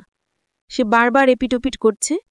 জীবনে কখনো এই ধরনের অভিজ্ঞতা হবে সে কল্পনাও করেনি। সকাল সকাল আরহান ঈশাকে নিয়ে নিজের দাদাবাড়ির দিকে রওনা হয়েছে। দাদির অবস্থা কিছুটা খারাপ, তাই তারা তাকে দেখতে যাচ্ছে। ঈশা ভীষণ খুশি, কারণ সে বাড়ির বাইরে কোথাও যেতে পারছে। যেহেতু সে নতুন বউ হয়ে যাচ্ছে, তাই সুন্দর করে শাড়ি পরেছে। অন্য দিনের তুলনায় আরহান অনেক ধীরগতিতে গাড়ি চালিয়ে পৌঁছেছে। আরহানের দাদিকে দেখতে বাড়িতে অনেক আত্মীয় স্বজনের আগমন। ঈশা সেই বাড়িতে পৌঁছাতে সকলের চোখ তার দিকে, কারণ আরহানের বউ এসেছে। এত বছর যেই ছেলেকে জোর করেও বিয়ে দেওয়া যায়নি, তাকে কোন মেয়ে পাগল করেছে জানতে সবাই আগ্রহ। ঈশার আশেপাশে এত মানুষ আসা আরহান একদম পছন্দ করে না। সে ঘরের একপাশ মুখটা ফুলিয়ে দাঁড়িয়ে আছে। এত রাস্তা জার্নি করার পর ঈশার দরকার বিশ্রাম, কিন্তু এই মানুষজনের জন্য সেটা হচ্ছে না। আরহান বারবার নিজের মাকে ইশারা করছে, কিন্তু তাতেও লাভ হচ্ছে না। শেষমেশ যখন ঈশাকেও ক্লান্ত অবস্থায় দেখল, তখন সে এগিয়ে এসে ঈশাকে সবার সামনে কোলে তুলে নিয়ে রুম থেকে বেরিয়ে চলে গেল। হঠাৎ সবার সামনে আরহানের এই কাণ্ড, ঈশা লজ্জায় লাল হয়ে মুখ লুকিয়ে ফেলল। আপনি কি মাথা খারাপ হয়ে গেছে? কি করছেন? ঈশা নিচু স্বরে বলল। তুলে না আনলে ওরা তোমাকে আরও বসিয়ে রেখে নিজেদের কথা দিয়ে টর্চার করত। আরহানের মা বেশ অপ্রস্তুত হয়ে গেলেন। যেহেতু এটা গ্রামের বাড়ি, এখানকার লোকজনের মনে মানসিকতা অন্যরকম। কিছু মধ্যবয়সী মহিলা ফিসফিস করছে, এই মেয়ে তো দেখি জাদুটোনা করেছে তোমার ছেলের উপর। আরহান এবার নীরবতা ভাঙল। ঈশাকে নিয়ে এমন আজেবাজে কথা তার ভালো লাগছে না। তিনি অনিচ্ছায় একটু হাসলেন, তারপর বললেন, এইসব কথা বলবেন না, মেয়েটা অনেকটা পথ সফর করেছে তাই। এদিকে আরহান ঈশাকে নিয়ে রুমে চলে এলো। ঈশা লজ্জায় রাগে গাল ফুলিয়ে বসে আছে। এইভাবে সবার সামনে? উফ, লোকটার কোনো কাণ্ডজ্ঞান নেই, সবাই কি বলবে ভেবে ঈশার লজ্জায় মরে যেতে ইচ্ছা করছে।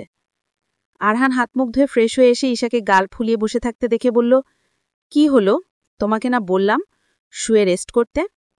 ঈশা ভ্রু কুঁচকে বলল, আপনি কি কাজটা ঠিক করলেন? আমি আবার কি করলাম? ঈশার পাশে বসতে বসতে বলল, এই যে সবার সামনে আমাকে তুলে আনলেন। আরহান উত্তর না দিয়ে ঈশাকে 2 কাঁধ ধরে শুইয়ে দিয়ে বলল, তুলে না আনলে ওরা তোমাকে আসতে দিত না। এর মাঝেই দরজার কড়া নড়ল। ঈশা উঠে যেতে চাইতে আরহান বলল, একদম না, চুপচাপ শুয়ে থাকো, আমি দেখছি। আরহান দরজা খুলতেই দেখা গেল একটি মেয়ে দাঁড়িয়ে আছে। মেয়েটির নাম অহনা। তার চোখ মুখ মলিন হয়ে আছে। আরহান ভ্রু কুঁচকে তাকাল। অহনা তার রুমের দরজায় দাঁড়িয়ে আছে কেন? অহনা একটু স্বাভাবিক হয়ে প্রশ্ন করল, কিছু ভিতরে আসতে পারি? কি কারণে? আরহান স্পষ্ট প্রশ্ন করতে অহনা তাকে তোয়াক্কা না করে ভিতরে ঢুকে বলল, তোমার বউকে দেখব তাই। অহনার এমন বেপরোয়া আচরণেই তাকে আরহান একদম পছন্দ করে না। অহনাকে দেখে ঈশা উঠে বসল। অহনা হলো আরহানের বড় চাচার ছোট মেয়ে। কয়েক মাস আগেও যার সাথে তার বিয়ে দিতেই পরিবার উঠে পড়ে লেগেছিল, কিন্তু আরহান মত দেয়নি বলেই বিয়েটা হয়নি। অহনা এখনও আরহানের জন্য পাগল, তাই তো শোনা মাত্র দৌড়ে এসেছে তার বউ দেখবে বলে। কোন মেয়ে আরহানকে জাদু করেছে তার জানতে হবে। চলবে। রূপকথার শহর পর্ব 51। লেখিকা নবনী নীলা। অহনা হল আরহানের বড় চাচার ছোট মেয়ে। কয়েক মাস আগেও যার সাথে তার বিয়ে দিতে এই পরিবার উঠে পড়ে লেগেছিল, কিন্তু আরহান মত দেয়নি বলেই বিয়েটা হয়নি। অহনা এখনও আরহানের জন্য পাগল, তাই তো শোনামাত্র দৌড়ে এসেছে তার বউ দেখবে বলে। কোন মেয়ে আরহানকে জাদু করেছে তার জানতে হবে। ঈশার দিকে অহনা এক পলক তাকাল। ঈশা উঠে বসতে বসতে বলল, হায়, এ কি, এই অবেলায় শুয়ে আছো কেন? অহনার এমন প্রশ্নে ঈশা ইতস্তত বোধ করল। এখন এই প্রশ্নের উত্তরে সে কি বলবে? কিন্তু ঈশা কিছু বলার আগেই আরহান বলল, কেন, তোমার কি সমস্যা? অহনা আর চোখে একবার আরহানের দিকে তাকাল, তারপর ঈশার পাশে বসতে বসতে বলল, তুমি আমাকে নিশ্চয়ই চিনো না। ঈশা একটু হাসার চেষ্টা করে তাকাল। অহনা ঈশার পা থেকে মাথা পর্যন্ত দেখতে দেখতে বলল, কেন, আরহান ভাই তোমাকে বলেনি? আরহানের ফোন আসতেই সে আর চোখে একবার তাকিয়ে রুম থেকে বের হয়ে যায়। অহনা ঈশার সাথে গল্প করতে লাগল, যেই সব কথা না বললেই নয়, সব কিছু, কারণ হিংসে অহনার গা জ্বলে যাচ্ছে। আরহান ভাইয়ের সাথে তো আমার বিয়ে ঠিক হয়েছিল, যদিও বিয়েটা হয়নি, যার কারণে আজ তুমি তার বউ। মানুষের ভাগ্য দেখেছ? অহনা ঈশার দিকে তাকিয়ে বলল। ঈশার মুখ মলিন হয়ে আছে। অহনাকে কেন জানি এই মুহূর্তে তার বিন্দুমাত্র সহ্য হচ্ছে না। একটা মেয়ে কি পরিমাণ বেহা হলে এই ধরনের কথা বলতে পারে? তুমি তো দেখছি বয়সে আমার চেয়েও ছোট। শুনেছি তোমাকে নাকি একদিনের মধ্যে বিয়ে করে ফেলেছি সে। কি জাদু করেছ? অহনা কিছুটা রসিকতার ছলে বলল। কি হলো, তুমি দেখি কথাই বলছ না, অসুস্থ নাকি ও? অহনা ভ্রুকুচকে জিজ্ঞেস করল। না, আমি একটু ক্লান্ত, এই আর কি। ও, তাই বলো, আমি ভাবলাম তুমি আবার আমার ওপর রাগ করেছ। বলেই অহনা উঠে দাঁড়াল। তারপর বলল, আচ্ছা, তুমি রেস্ট নাও। আরহানের দাদুবাড়ির কেউই জানে না ঈশা প্রেগনেন্ট। আরহানের মা বারবার নিষেধ করে দিয়েছেন কেউ কি যেন কিছু বলা না হয়। এই বাড়ির মানুষজন একটু অন্যরকম। আরহান অহনাকে বিয়ে না করার জন্যে অনেক ক্ষিপ্ত, কখন কার বদনজর লেগে যাবে বলা যায় না। সকালে রাহি ঘুম থেকে উঠে প্রথমেই কায়েনের ঘরটায় এলো। নিজের মনের সন্দেহ সে কিছুতেই দূর করতে পারছে না। রাহি ঠিক কায়েনের রুমের সামনে এসে দাঁড়াল। তারপর হালকা উকি দিয়ে তাকাতেই দেখল ভিতরে কেউ নেই। রাহি আরেকবার রুমের ভিতরে তাকাল। এ কি, কোথায় যে দাঁড়া? রাহির বুকের ভিতর ধুক করে উঠল। সে ঠিক জানত কায়েন কোনো না কোনো উদ্দেশ্যে এইখানে এসেছে। রাহি দৌড়ে সিঁড়ি ভেয়ে নিচে নামল। এদিক সেদিক তাকাল, কোথাও কেউ নেই। এখন যে খুব সকাল হয়েছে ব্যাপারটা এমন নয়, তাহলে মা বাবা কোথায়? বাড়ির দরজার সামনে মতিকে দেখা গেল। রাহি দৌড়ে গিয়ে বলল, এই মতি, বাবা মা কোথায়? মতি নাস্তা করছিল, রাহির কথায় মুখের রুটি জলদি গিলে বলল, তারা তো সকালবেলায় বাইর হইছে, নতুন যে সাহেব আসছে তার লগে। বের হয়েছে মানে? কোথায় গেছে? রাহির কণ্ঠে উৎকণ্ঠা ভরপুর। কইতে পারুম না, দিঘির পাড়ে যাইতে দেখছি। মতির কথা শুনে রাহি এক মুহূর্ত অপেক্ষা না করে দিঘির দিকে দৌড়ে গেল। এই দিঘি তাদের বাগির থেকে খানিকটা দূরে। রাহি সেখানে পৌঁছে কাউকে পেল না। এরপর সে আরও সামনে এগিয়ে যেতে লাগল। সামনে যেতে যেতে গ্রামের জোড়াপুকুর মাঠের সামনে তাদের পাওয়া গেল। রাহি রীতিমতন হাঁপিয়ে গেছে। তোমরা কি করছ এখানে? রাহি হাঁপিয়ে হাঁপিয়ে বলল, আমরা তোমার স্যারকে একটু গ্রামটা ঘুরে দেখাচ্ছি, সে নাকি এই প্রথম গ্রামের বাড়িতে এসছে। বলেই রাহির বাবা হো হো করে হেসে উঠলেন। কায়ানও মুচকি হাসছে, তবে তার চোখ রাহির দিকে স্থির। কায়ানের পাশেই রাহির মা দাঁড়িয়ে প্রশ্ন করলেন, আমাদের খুঁজে পেলে কি করে? রাহি একটু দম নিয়ে বলল, মতি বলেছে। রাহির বাবা মা বেশ আগ্রহ নিয়ে কায়ানকে গ্রাম দেখাচ্ছেন। তারা দুইজন সামনে আর কায়ান আর রাহি পিছনে। কায়ান কঠিন চোখে কায়ানের এমন ফুরফুরা মেজাজটা খেয়াল করছে। কায়ান আস্তে আস্তে গলা নামিয়ে বলল, একটা দারুণ খবর আছে। কি খবর? রাহি গম্ভীর গলায় প্রশ্ন করল। আশরাফ মির্জা দেশে ফিরছে। রাহি চোখ বড় বড় করে তাকালো, তারপর বলল, তুমি কি করে এই খবর জানলে? কায়ান বিজয়ের হাসি দিয়ে বলল, আমার সোর্স আছে। রাহি চিন্তায় পড়ে গেল। এত বড় একটা ক্রিমিনাল দেশে ফিরবে, অথচ তাদের হাত পা বাঁধা। সত্যিকার অর্থেই কিছু করার নেই কারোর, কারণ সরকারি নথি বলছে আশরাফ মির্জা মৃত। অনেক উপরের কারোর হাত আছে এখানে। রাহি কিছুক্ষণ চুপ থেকে বলল, কিন্তু কেন ফিরছে? কায়ান ব্যঙ্গাত্মক হাসি দিয়ে বলল, তার একমাত্র ভাগ্নির বিয়ে উপলক্ষে। রাহি হতবাক হয়ে তাকাল। এত অবাক হচ্ছ কেন তুমি? কায়ান প্রশ্ন করল। অবাক হচ্ছে এই ভেবে যে কি সহজে এই দুর্ধর্ষ ক্রিমিনালগুলো ঘুরে বেড়াচ্ছে। একজন তো আমার চোখের সামনেই দাঁড়িয়ে আছে। বলেই রাহি আর চোখে তাকাল।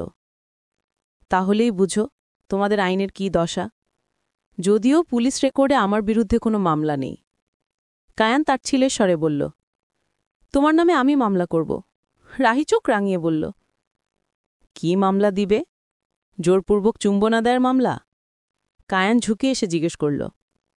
রাহি কটমট চোখে তাকিয়ে থাকায় কায়ান আরও বলল, তাহলে বিয়ের প্রলোভন দেখিয়ে গর্ভবতী করে দেওয়ার মামলা দিতে পারো। বলেই কায়ান ঠোঁট চেপে হাসল। তোমাকে যে আমি একদমই পছন্দ করি না সেটাকে তুমি বুঝতে পারো না? রাহি বিরক্ত হয়ে বলল, কারণ আমি ক্রিমিনাল, তাই তো? বলেই কায়ান রাহির দিতে তাকাল। রাহি কিছু না বলেই সামনে এগিয়ে যাচ্ছিল। এমন সময় কায়ান বলল, আর মাত্র একটা খুন করব। হয়তো দুটো করা লাগতে পারে, কিন্তু এর বেশি না। এই কথা শোনামাত্র রাহি পিছনে ফিরে তাকাল। কায়ান তার দিকে এগিয়ে আসতে আসতে বলল, তারপর ভালো হয়ে যাব। রাহি অবাক চোখে তাকিয়ে আছে। কি নির্দ্বিধায় কথা বলছে কায়ান। আর এই একটা খুন যে আশরাফ মির্জাকে ইঙ্গিত করছে রাহির বুঝতে বাকি নেই। রাহি কিছুক্ষণ পর জিজ্ঞেস করল, তারপর ভালো হয়ে যাবে এর মানে? কায়ান হ্যাঁসূচক মাথা নেড়ে বলল, তারপর মাফিয়া বিজনেস হ্যান্ডওভার করে নিজের বিজনেস স্টার্ট করব। ও, তাতে কি হবে? মাফিয়া বিজনেস হ্যান্ডওভার করেই তুমি ভালো হয়ে যাবে? এর আগে যে এত পাপ করেছ সেগুলোর কি হবে? তোমার কাছে কোনো প্রমাণ আছে আমার পাপের?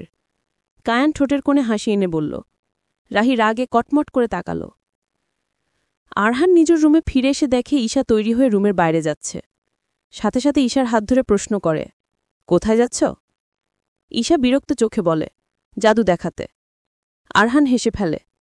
ঈশা আরও রাগ দেখিয়ে বলে, হাসবেন না, আপনাদের বাড়ির লোকেরা দেখছি আমাকে তান্ত্রিক বানিয়ে দিয়েছে। সবাই এসে একটাই কথা, কি জাদু করেছ তুমি? আরহান ঠোঁটে ঠোঁট চেপে হাসি থামিয়ে বলল, কি জাদু দেখাতে যাচ্ছ এখন? যেই জাদু দেখিয়ে আপনাকে বস করেছি সেই জাদু। গাল ফুলিয়ে বলল সে। আরহান ঈশা নরম গালে হাত বুলিয়ে বলল, না, সেই জাদু আমির জন্যেই থাকুক। ঈশা আরহানের হাত সরিয়ে দিয়ে বলল, খুব মজা পাচ্ছেন তাই না? ঠোঁট চেপে হাসি থামিয়ে আরহান ঈশার হাত ধরে নিচে নামল। নিচে অনেক আত্মীয় স্বজন, সবাই মিলে নানা বিষয়ে আলাপ করছে। আরহান আর ঈশা গিয়ে একপাশে দাঁড়াল। হঠাৎ অহনা এক কাপ গরম কফি হাতে আরহানের পাশে এসে দাঁড়িয়ে পড়ল। তারপর কফির মগ আরহানের দিকে এগিয়ে দিয়ে বলল, এই নাও তোমার পছন্দের ব্ল্যাক কফি। আরহান ভ্রুকুচকে অহনার দিকে তাকাল। কিছু বলার আগে ঈশা তাদের মাঝে এসে হুট করে অহনার হাত থেকে কফির মগটা কেড়ে নিয়ে বলল, ওনার এখন আর তেতো জিনিস পছন্দ না।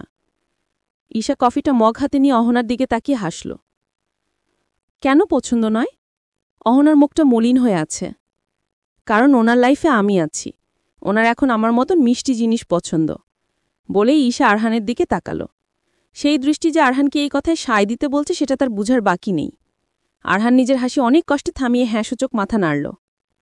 অহনা হতবাক হয়ে আরহানের দিকে তাকালো, তারপর রাগে গজগজ করতে করতে চলে গেল। ঈশা কফিতে এক চুমুক দিয়ে মুখ কুঁচকে ফেলল। কি বিচ্ছিরি স্বাদ। তারপর কফিটা একপাশে রেখে বলল, এইবার কি নিশ্চয়ই সবাইকে বলবে আমি আপনার উপর কালো জাদু করেছি? আরহান না হেসে পারল না। হঠাৎ আরহানের হাসি দেখে সেখানে উপস্থিত সবাই অবাক হয়ে তাকিয়ে রইল। যা, এখন আবার উপস্থিত সবাই ঈশাকে কি উপাধি দিবে? না, চলবে। রূপকথার শহর পর্ব 52। লেখিকা নবনী নীলা। ফিরে না গেলে অনেক কিছু মিস করে ফেলবে কিন্তু। কায়ান রাহির দরজার সামনে বুকের কাছে হাত গুজে বলল। রাহি সবেমাত্র গোসল সেরে বেরিয়েছে। হঠাৎ কায়ানের কণ্ঠস্বরে সে কেঁপে উঠল। তোমার সমস্যা কি? আমার রুমে ঢুকেছ কেন? রাহি রীতিমতন চেঁচিয়ে উঠল। কায়ান বুকের কাছের হাত ছেলে বলল, তোমার রুমে এলাম কখন? বাইরেই তো আছি। বলেই সে দুপা বাড়িয়ে রাহির রুমের ভিতরে ঢুকে বলল, হ্যাঁ, এইবার তোমার রুমের ভিতরে এলাম। এক্ষুনি বেরিয়ে যাও বলছি। চোখ রাঙিয়ে বলল রাহি। আগে কি কারণে এসেছি সেটা তো শুনবে। বলেই কায়ান রাহির একদম কাছে চলে আসে। রাহি এক ধাক্কা দিয়ে তাকে দূরে সরিয়ে দিয়ে বলল, যা বলার দূরত্ব বজায় রেখে বলো। কায়ান কিছুটা সরে এসে তাচ্ছিল্যের সাথে হাসল। মেয়েটা কিছুতেই তাকে নিজের কাছে ঘেঁষতে দেয় না। অথচ রাহির সান্নিধ্য পাওয়া কায়ানের কাছে স্বপ্নের মতন। আশরাফ মির্জা আগামীকাল ফিরছে, সেই খবর শুধু তুমি আর আমি জানি। কায়ান একটা তপ্ত নিঃশ্বাস ফেলছে। রাহি চোখ বড় বড় করে বলল, আগামীকাল? হ্যাঁ, আগামীকাল। আর যেহেতু আমার ওপর নজরদারির দায়িত্ব তোমাকে দেওয়া হয়েছে, খবরটা তোমাকেই দিলাম, যাতে তোমার চাকরি নট না হয়। কায়ান মজার ছলে বলল, আমার ওপর নজরদারির দায়িত্ব আমি আগেই ছেড়ে দিয়ে এসেছি। বলেই রাহি মুখ বাঁকাল। কায়ান কঠিন চোখে তাকিয়ে আছে। রাহি আরও বলল, আরহান স্যার জানে এই ব্যাপারে? জানানোর দায়িত্ব তোমার ছিল, এখন যেহেতু সেই দায়িত্বতে নেই, তাকে জানানোর কোনো প্রয়োজন বোধ করছি না। অনেকটা তাচ্ছিল্যের স্বরে বলল কায়ান। রাহি পটমট করে তাকিয়ে রইল। তারপর নিজের ফোন নিয়ে আরহানকে কল করতে লাগল। কিন্তু কলটা বারবার কেটে আসছে। রাহি অস্থির হয়ে জানালার পাশে গিয়ে দাঁড়াল। কায়ান ভ্রু কুঁচকে রাহের রুমটা দেখছে। এর মাঝেই তার চোখ গেল রাহির বিছানার ওপর থাকা একটা ছোট্ট টেডি বিয়ার। কায়ান ধপাস করে রাহির বিছানায় গা এলিয়ে দিয়ে শুয়ে পড়ল। তারপর হাত বাড়িয়ে রাহির টেডিটা নিজের কাছে আনল। তারপর ভালো করে দেখতে লাগল। এদিকে রাহি বারবার কল করেও আরহানের সাথে যোগাযোগ করতে পারছে না। হতাশ হয়ে রাহি পিছনে ফিরে তাকাতে দেখল কায়ানের হাতে তার পুতুলটা। রাহি সাথে সাথে এগিয়ে এসে বলল, ওটা রাখো বলছি। কায়ান টেডিকে জড়িয়ে ধরে উঠে বসে বলল, এটা আমার ভীষণ পছন্দ হয়েছে। তাতে কি হয়েছে? চুপচাপ এটা যেখানে ছিল সেখানে রাখো। চোখ রাঙিয়ে বলতেই কায়ান টেডিকে আরও জড়িয়ে ধরে চুমু খেয়ে বলল, এটা এখন থেকে আমার। আচ্ছা, এই টেডি পেলে আমার পিছু ছেড়ে দিবে? রাহি ভ্রু তুলে প্রশ্ন করল। না, তবে আপাতত তোমাকে একটু রেহাই দিতে পারি। বলেই কায়ান উঠে দাঁড়াল। রাহির দিকে একটু ঝুঁকে এসে বলল, টেডিটা নিয়ে যাচ্ছি কেন বলো তো? রাহি চোখ পিটপিট করে তাকিয়ে বলল, কেন? কারণ ওর থেকে তোমার একটা গন্ধ পাই, মিষ্টি একটা গন্ধ। বলেই কায়ান হাসল। রাহি চোখ বড় বড় করে তাকাল। কায়ানের চোখে চোখ পড়তেই সে চোখ সরিয়ে ফেলল। তার বুকের ভিতরটা আবার অস্থির হয়ে উঠছে। একটা ক্রিমিনালের প্রতি তার এমন অনুভূতি খুবই বেমানান। রাহির ইতস্তত বোধ দেখে কায়ান নিশ্চুপে হাসল। তারপর রুম থেকে বেরিয়ে যেতে যেতে বলল, তোমার স্যারকে কল করে লাভ নেই, সে হানিমুন করতে গেছে নেটওয়ার্কের বাইরে। অহনা মেয়েটার চালচলন ঈশার একদম পছন্দ হচ্ছে না। মেয়েটা কোনো না কোনোভাবে আরহানের কাছাকাছি আসার চেষ্টা করছে। এই মেয়েটাকে কিন্তু আমি খুন করে ফেলব, আমার কিন্তু মাথা গরম হয়ে যাচ্ছে, ঈশা রাগে ফোঁসফোঁসে বলল। আরহান অবাক হয়ে ঈশার দিকে তাকিয়ে আছে। তারপর বলল, কেন, আমার বউটার মাথা গরম হচ্ছে? মেয়েটা আপনার দিকে ড্যাব ড্যাব করে তাকিয়ে আছে, আপনি দেখতে পাচ্ছেন না? বোঝাই যাচ্ছে ঈশার মেজাজ ভীষণ খারাপ। কিন্তু আমি তো তোমাকেই দেখছি, ঈশার কানের পাশে চুল গুজে দিয়ে বলল। হ্যাঁ, আর আমাকেই দেখবেন, অন্যদিকে চোখ পড়লে একদম। বাকিটা বলার আগে আরহান ঈশাকে একদম নিজের কাছে নিয়ে এসে পিছন থেকে জড়িয়ে ধরল। আরহান আর ঈশা বাড়ির দোতলায় বারান্দায় দাঁড়িয়ে আছে। নিচে উঠানে বাড়ির ছোটরা সবাই বসে নানা গল্প করছে। আরহান আর ঈশা উপর থেকে সেটা দেখছে, কিন্তু নিচে বসেও অহনার চোখ আরহানের দিকে। আরহান ও ঈশার এমন ঘনিষ্ঠতা দেখে অহনা ভিতরে জ্বলে যাচ্ছে।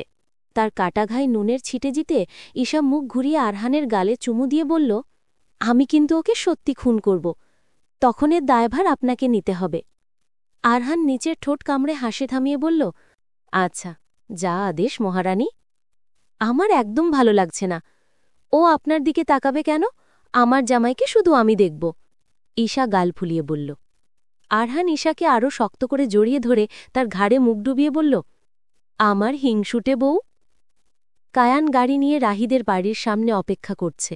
তার কোলে সেই টেডি বিয়ের। রাহি বিরক্তি চোখে বাড়ি থেকে বের হয়ে এলো। ফিরে না গিয়ে তার কাছে কোনো উপায় নেই, যেহেতু আশরাফ মির্জা ফিরছে। আরহান যেখানে নেই সেখানে বাকিটা তাকেই সামালেতে হবে। রাহি বাড়িতে ফিরবার সময় অফিসের গাড়ি আনেনি, তাই এখন কোনো উপায় নেই, এই বদমাইশের সাথেই তাকে যেতে হবে। নিজের টেডিকে কায়ানের কোলে দেখে রাহির বিরক্তিটা আরও বাড়ছে। রাহি বাড়তি কোনো কথা না বলে গাড়িতে উঠে গেল। গ্রেট চয়েস, লেটস গো দেন, বলেই কায়ান টেডিকে রাহির কোলে দিয়ে দিল। রাহি হতবাক হয়ে কায়ানের দিকে তাকাল। কায়ান গাড়ি চালাতে চালাতে বলল, ভেবো না, তোমাকে একেবারে দিয়ে দিচ্ছি। যতক্ষণ আমি গাড়ি চালাচ্ছি তুমি আমার ডার্লিংয়ের খেয়াল রাখো। রাহি ভ্রু কুচকে বলল, ডার্লিং? হ্যাঁ, ও আমার ডার্লিং।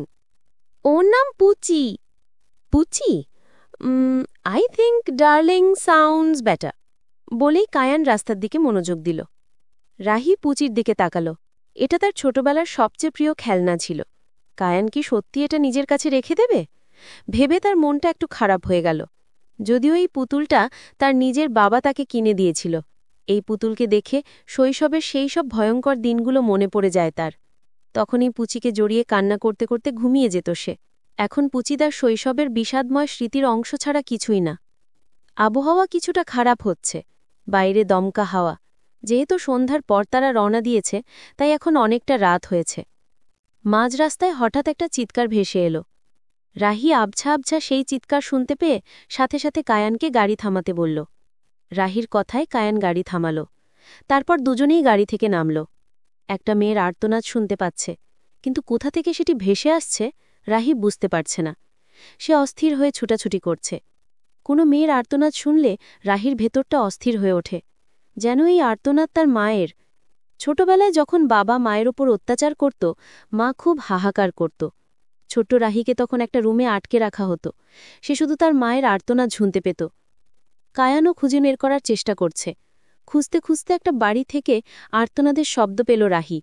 রাহি সাথে সাথে নিজের পিস্তল বের করে সেই বাড়ির দিকে ছুটে গেল। কায়ানও রাহির সাথে গেল।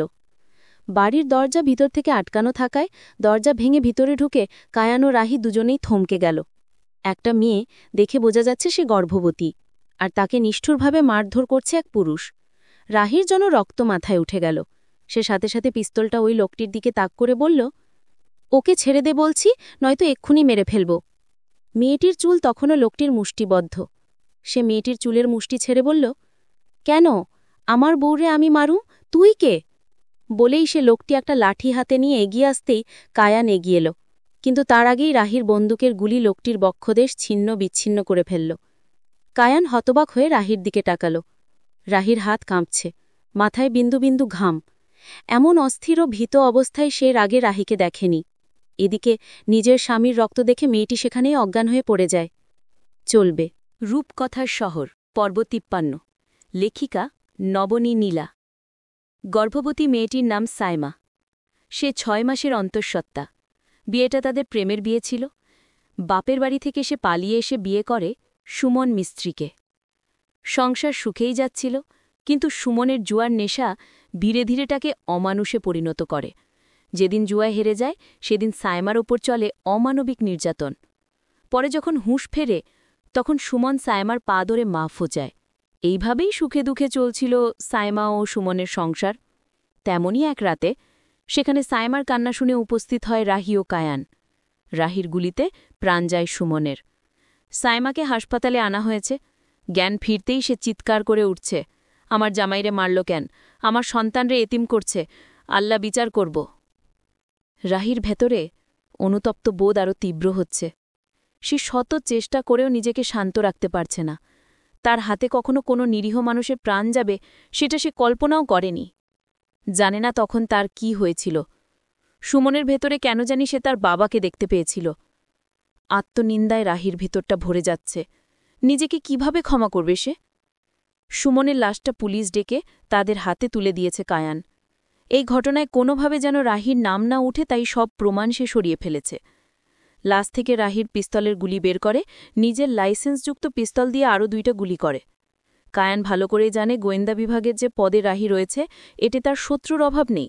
সুযোগ পেলেই তারা রাহিকে হেনস্থা করবে। যত বড় অফিসার হোক না কেন, আইন নিজের হাতে তুলে নিলে তার ক্ষমা নেই। আর রাহিকে যদি এই ব্যাপারে জিজ্ঞাসাবাদ করা হয়, নিঃসন্দেহে সে নিজের ওপর সব দোষ নিয়ে নিবে। সবকিছু শেষ করে কায়ান হাসপাতালে উপস্থিত হল। সেখানে যেতেই সাইমার চিৎকার ভেসে আসছে। সে বারবার রাহিকে কটাক্ষ করছে। কায়ানের চোখে রক্ত উঠে গেল। সে দরজা খুলে শান্তভাবে সেই কেবিনে ঢুকল। রাহি মাথা নিচু করে বাইরে বসেছিল। কায়ান সেখানে পৌঁছে নার্সদের ইশারায় বাইরে বের হয়ে যেতে বলল। কায়ানের তীক্ষ্ণ চাহনিতে নার্সরা ভীত হয়ে বের হয়ে গেল। শান্ত পা ফেলে বেডের সামনে থাকা চেয়ারটায় পায়ের ওপর পা তুলে বসল কায়ান। সাইমার চোখে হিংসাত্মক দৃষ্টি। সে চেঁচিয়ে উঠে বলল, কই সেই মাইয়া? আমার জামাইরে ফায়রা ফেলছে, ওরে আমি। কায়ানের চোখে চাহনি এখনও শীতল। সে ঠান্ডা গলায় বলল, চুপ, একদম চুপ। কায়ানের কণ্ঠে এমন গম্ভীর্যতায় সাইমা চোখ বড় বড় করে তাকাল। মার খেয়েও আবার ওই অমানুষের জন্য কান্না করছিস? ও মরেছে তোর জন্যে ভালো হয়েছে। যে মরে গেছে তার কথা বাদ, কিন্তু যে আসবে তাকে ভালো রাখতে চাইলে আমার কথা মতন চলতে হবে। ভীত চোখে সাইমা নিজের পেটের ওপর হাত দিয়ে নিজেকে সামলে নিল। ১. আদালতে কোনো সাক্ষী দেওয়া যাবে না। ২. চুপ থাকলে তোর সন্তানের ভবিষ্যৎ উজ্জ্বল হবে, আর যদি এই ২টার একটাও অমান্য হয় তাহলে স্বামী তো হারিয়েছস, সন্তানটাও হারাবে। খুব ধীর কিন্তু শান্ত ও কঠিন গলায় বলল কায়ান। বলেই সে নিজের স্টাইলে উঠে দাঁড়াল। তারপর কেবিন থেকে বেরিয়ে যেতে যেতে বলল, চয়েস ইজ ইয়োর্স। কায়ান এসে বসল রাহির পাশে। নিজের পাশে কাউকে অনুভব করে রাহি মুখ তুলে তাকাল। কায়ানকে দেখে রাহি জিজ্ঞেস করল, পুলিশ এসেছে? কায়ান হ্যাঁ সূচক মাথা নাড়তেই খেয়াল করল রাহির হাত কাঁপছে। উপর দিয়ে নিজেকে যতই শক্ত দেখাতে চেষ্টা করুক না কেন, রাহির ভেতরটা অনুশোচনায় শেষ। কায়ান রাহির হাত দুটি শক্ত করে ধরে নিজের কোলের মধ্যে এনে বলল, ইটস ওকে, তুমি ভুল কিছু করনি, তুমি শুধু আত্মরক্ষা করেছ। রাহির হাত দুটি নিজে হাতের মধ্যে নিয়ে কায়ান খেয়াল করল হাত দুটি বরফের মতন ঠান্ডা। কায়ান ধীরে ধীরে হাতে মালিশ করে দিতে লাগল। রাহির অনুশোচনা তার চোখে মুখে স্পষ্ট। সে নাসূচক মাথা নেড়ে বলল, ভুলটা আমার, আমি নিজের তিক্ত অতীতের রাগ ছেলেটার ওপর। রাহি কথাটা শেষ করতে পারল না। তার কণ্ঠ কেঁপে উঠল। কায়ান চোখ বন্ধ করে একটা তপ্ত নিঃশ্বাস ফেলে রাহিকে নিজের বুকে টেনে নিল। আশ্চর্যের বিষয়, রাহি সরে না গিয়ে কায়ানের বুকে চুপ করে রইল। রাহির চোখ দিয়ে পানি পড়তে লাগল। কায়ান আলতো করে রাহির পিঠে হাত বুলিয়ে দিতে লাগল। এই শব্দহীন আলিঙ্গন রাহিকে মন খুলে কান্না করতে বাধ্য করল। নিজের অতীত বর্তমানের সব কষ্টের ঝুড়ি যেন আজ বাঁধ ভেঙেছে। কায়ানের ভেতরটা অস্থির হয়ে উঠেছে রাহির এমন ভেঙে পড়ায়। এটা কি করলাম? আমি তো নিজেকে কখনো ক্ষমা করতে পারব না। রাহি অস্পষ্ট স্বরে কায়ানের বুকে বিড়বিড় করল। তখন ভোর হয়ে সূর্যের আলো কেবল উকি দিয়েছে। হাসপাতালে কেউ নেই বললেই চলে। এক বেঞ্চে এক নিঃশব্দ আলিঙ্গনে আবদ্ধ হয়ে আছে তারা দুইজন। তুমি আজকে চলে যাচ্ছ আরহান? অহনার প্রশ্নে আরহান পিছু ঘুরে তাকাল। মোবাইলের নেটওয়ার্ক না থাকায় আরহান বাড়ির বাইরে এসেছে, আর সেই সুযোগটাই নিয়ে তার পিছু পিছু এসেছে অহনা। তুমি এখানে কি করছো? আরহান বিরক্তির সুরে বলল। কেন, আমাকে বুঝি তোমার এতটাই অপছন্দ? অহনা একটু ঢং করতে করতে বলল। আরহান রাগী চোখে তাকিয়ে বলল, একদম ঠিক ধরেছ। অহনার মুখটা লজ্জায় ও রাগে লাল হয়ে গেল। সে অপমান সইতে না পেরে বলল, ওই মেয়ে নিশ্চয়ই তোমাকে জাদুটোনা করেছে, নয়তো এমন পিচ্ছি একটা মেয়ের জন্য তুমি এত পাগল হও কি করে? আরহানের ধৈর্যের বাঁধ ভেঙে গেল। সে রাগী চোখে এগিয়ে এসে কড়া গলায় বলল, মুখ সামলে কথা বলবে। আমার স্ত্রী নিয়ে যদি তোমার মুখ থেকে আর একটা আজে বাজে কথা শুনি, তাহলে খুব খারাপ হয়ে যাবে। আমার সেই দিকটা নিশ্চয়ই তোমার চেনা আছে। তারপর আরও বলল, আর কি যেন বললে, আমাকে জাদু করেছে? সবার সব ক্ষমতা থাকে না, ওর আছে বলেই করতে পেরেছে। নিজের প্রশ্নের উত্তর পেয়েছ? যাও, এখান থেকে যাও। বলেই অগ্নি চোখে তাকালো আরহান। অহনার চোখে স্পষ্ট জল ভেসে উঠেছে। সে অপমানিত হয়ে ক্ষোভে সেখান থেকে চলে গেল। আরহান তপ্ত নিঃশ্বাস ফেলে, তারপর পিছু ঘুরে তাকাতেই দেখে ঈশা কঠিন চোখে তাকিয়ে আছে। আরহান কিছু বলার আগেই ঈশা চোখের দৃষ্টি সরু করে এগিয়ে এলো। তারপর আরহান আরেকটা নিঃশ্বাস ফেলে বলল, তোমাকে না বলেছি ঘরে থাকতে, এইখানে এসেছ কেন? ঈশা আর চোখে বলল, এসেছি তো ওই শাকচুন্নির পিছু পিছু। বলে সে এগিয়ে এসে আরহানের গলা জড়িয়ে ধরল। আরহান একটু হতবাক হয়ে তাকালো, কারণ তার ধারণা অনুযায়ী ঈশার রাগ করার কথা, কিন্তু মহারানী এত সুন্দর করে গলা জড়িয়ে ধরার মানে কি? কি হয়েছে হঠাৎ এমন খালি মাঠে ভালোবাসতে ইচ্ছে হচ্ছে বুঝি? ঈশা আরহানের কানে এসে বলল। ঈশা আরহানের মাথার চুলে আঙ্গুল চালিয়ে বলল, ইচ্ছে তো ছিল আপনার ঘাড় মটকে দিব, কিন্তু এইখানে না এলে তো জানতামই না যে আমি সত্যি সত্যি আপনার উপর জাদু করেছি। ঈশার কথায় আরহান নিজের হাসি থামালো আর বলল, এখন কি ইচ্ছে করছে মহারানী? ঈশা কঠিন চোখে তাকিয়ে আরহানের গলার পাশে 2 হাত রেখে আলতো করে চেপে ধরে বলল, ইচ্ছে করছে ওই শাকচুন্নির গলার টিপে ধরি। শুধু আমার সাথে আমার বাচ্চা আছে দেখে নিজের ভেতরের রাক্ষসীকে আমি বাইরে আনছি না। নিজের রূপ দেখিয়ে না জানি কটা মেয়েকে পাগল করেছেন আপনি। ঈশা গাল ফুলিয়ে বলতেই আরহান ঈশাকে কোলে তুলে নিল। রূপকথার শহর, পর্ব 54। লেখিকা নবনী নীলা। ভোর হতেই পুলিশ অফিসার হাসপাতালে হাজির কায়ানকে গ্রেপ্তারের জন্য। সুমনের লাশটা ময়নাতদন্তের পর যে তথ্য পাওয়া গেছে, তাতে কায়ানকে সন্দেহ করা হয়েছে। সন্দেহের কারণে পুলিশ আগেই কায়ানের লাইসেন্সযুক্ত পিস্তলটি জব্দ করেছে। এখন ফোরেন্সিক রিপোর্ট মিলিয়ে ঘটনার সত্যতা নিশ্চিত করেছে পুলিশ। হাসপাতালে পুলিশের উপস্থিতি দেখে লাহি একটু চমকে উঠল, তবুও সে নিজেকে শান্ত রাখার চেষ্টা করল। অফিসের যিনি এসেছেন তার অঙ্গভঙ্গি মাতাল টাইপের। সে মুখ ভর্তি পান চিবিয়ে হেঁটে আসছে। সাথে 2 জন কনস্টেবল রয়েছে। রাহি সাইমার কেবিন থেকে মাত্র বের হয়েছে। সাইমাকে ঘুমের ওষুধ দেওয়া হয়েছে। যেসব জায়গায় আঘাতের চিহ্ন আছে তাতে ট্রিটমেন্ট চলছে। সে ভেবেছিল সাইমা একটু ভালো হলে সে নিজে পুলিশ স্টেশনে গিয়ে নিজের দোষ স্বীকার করবে। পুলিশ অফিসারকে আসতে দেখে রাহি দাঁড়িয়ে রইল। কিন্তু রাহিকে অবাক করে দিয়ে পুলিশ অফিসার রাহিকে ফেলে বেঞ্চে বসে থাকা কায়ানের দিকে এগিয়ে গেল। রাহি বিস্ময় নিয়ে তাকিয়ে আছে। হচ্ছে কি? পুলিশ অফিসার বাবলু মিয়া হনহনিয়ে কায়ানের দিকে এগিয়ে গিয়ে বলল, নিজেকে খুব চালাক মনে পারো, তাই না? কায়ান পায়ের ওপর পা তুলে বসে আছে। পুলিশ অফিসারের বচনভঙ্গি শুনে কায়ান অগ্নি চোখে তাকাল। বাবলু মিয়া মুখে পান লাড়তে লাড়তে বলল, ওট ওট, থানায় যেতে হবে। সেই মুহূর্তে রাহি দৌড়ে এলো। হতভাগ হয়ে জিজ্ঞেস করল, কি হচ্ছে এখানে? বাবলু মিয়া নাকের ডগায় রাগ দেখিয়ে গলা উঁচিয়ে বলল, তোর কৈফিয়ত তোকে দিতে হবে। কথাটা বলে শেষ করার আগেই কায়ান সাথে সাথে উঠে দাঁড়িয়ে পুলিশ অফিসারের গলা এক হাতে চেপে ধরে দাঁতে দাঁত চিপে বলল, ওর সাথে গলা উঁচিয়ে কথা বলার সাহস কে দিয়েছে তোকে? একটার তো লাশ পাওয়া গেছে, আর তোকে তো জীবন্ত মাটিতে পুঁতে ফেলব, শালা। কায়ান অগ্নি চোখে তাকাতেই রাহি তার হাত ছাড়িয়ে নিতে এগিয়ে এলো। এদিকে পুলিশ অফিসার দমে না গিয়ে আরও গরম হয়ে বলল, কত বড় সাহস! প্রকাশ্যে পুলিশ অফিসারের গায়ে হাত দিয়েছে। তোকে আমি। বাকিটা বলে কায়ানকে রাগিয়ে দেওয়ার আগে রাহি জোরে এক ধমক দিল। তারপর বলল, একদম চুপ। কায়ান পুলিশ অফিসারের গলার চাপে আরও জোর দিতেই সে চোখ উল্টে ফেলল। পাশে থাকা বাকি অফিসাররা একে অপরের মুখ চাওয়াচাওয়ি করছে। ভয়ে কেউ এগিয়ে আসছে না। তখন মাত্র ভোর।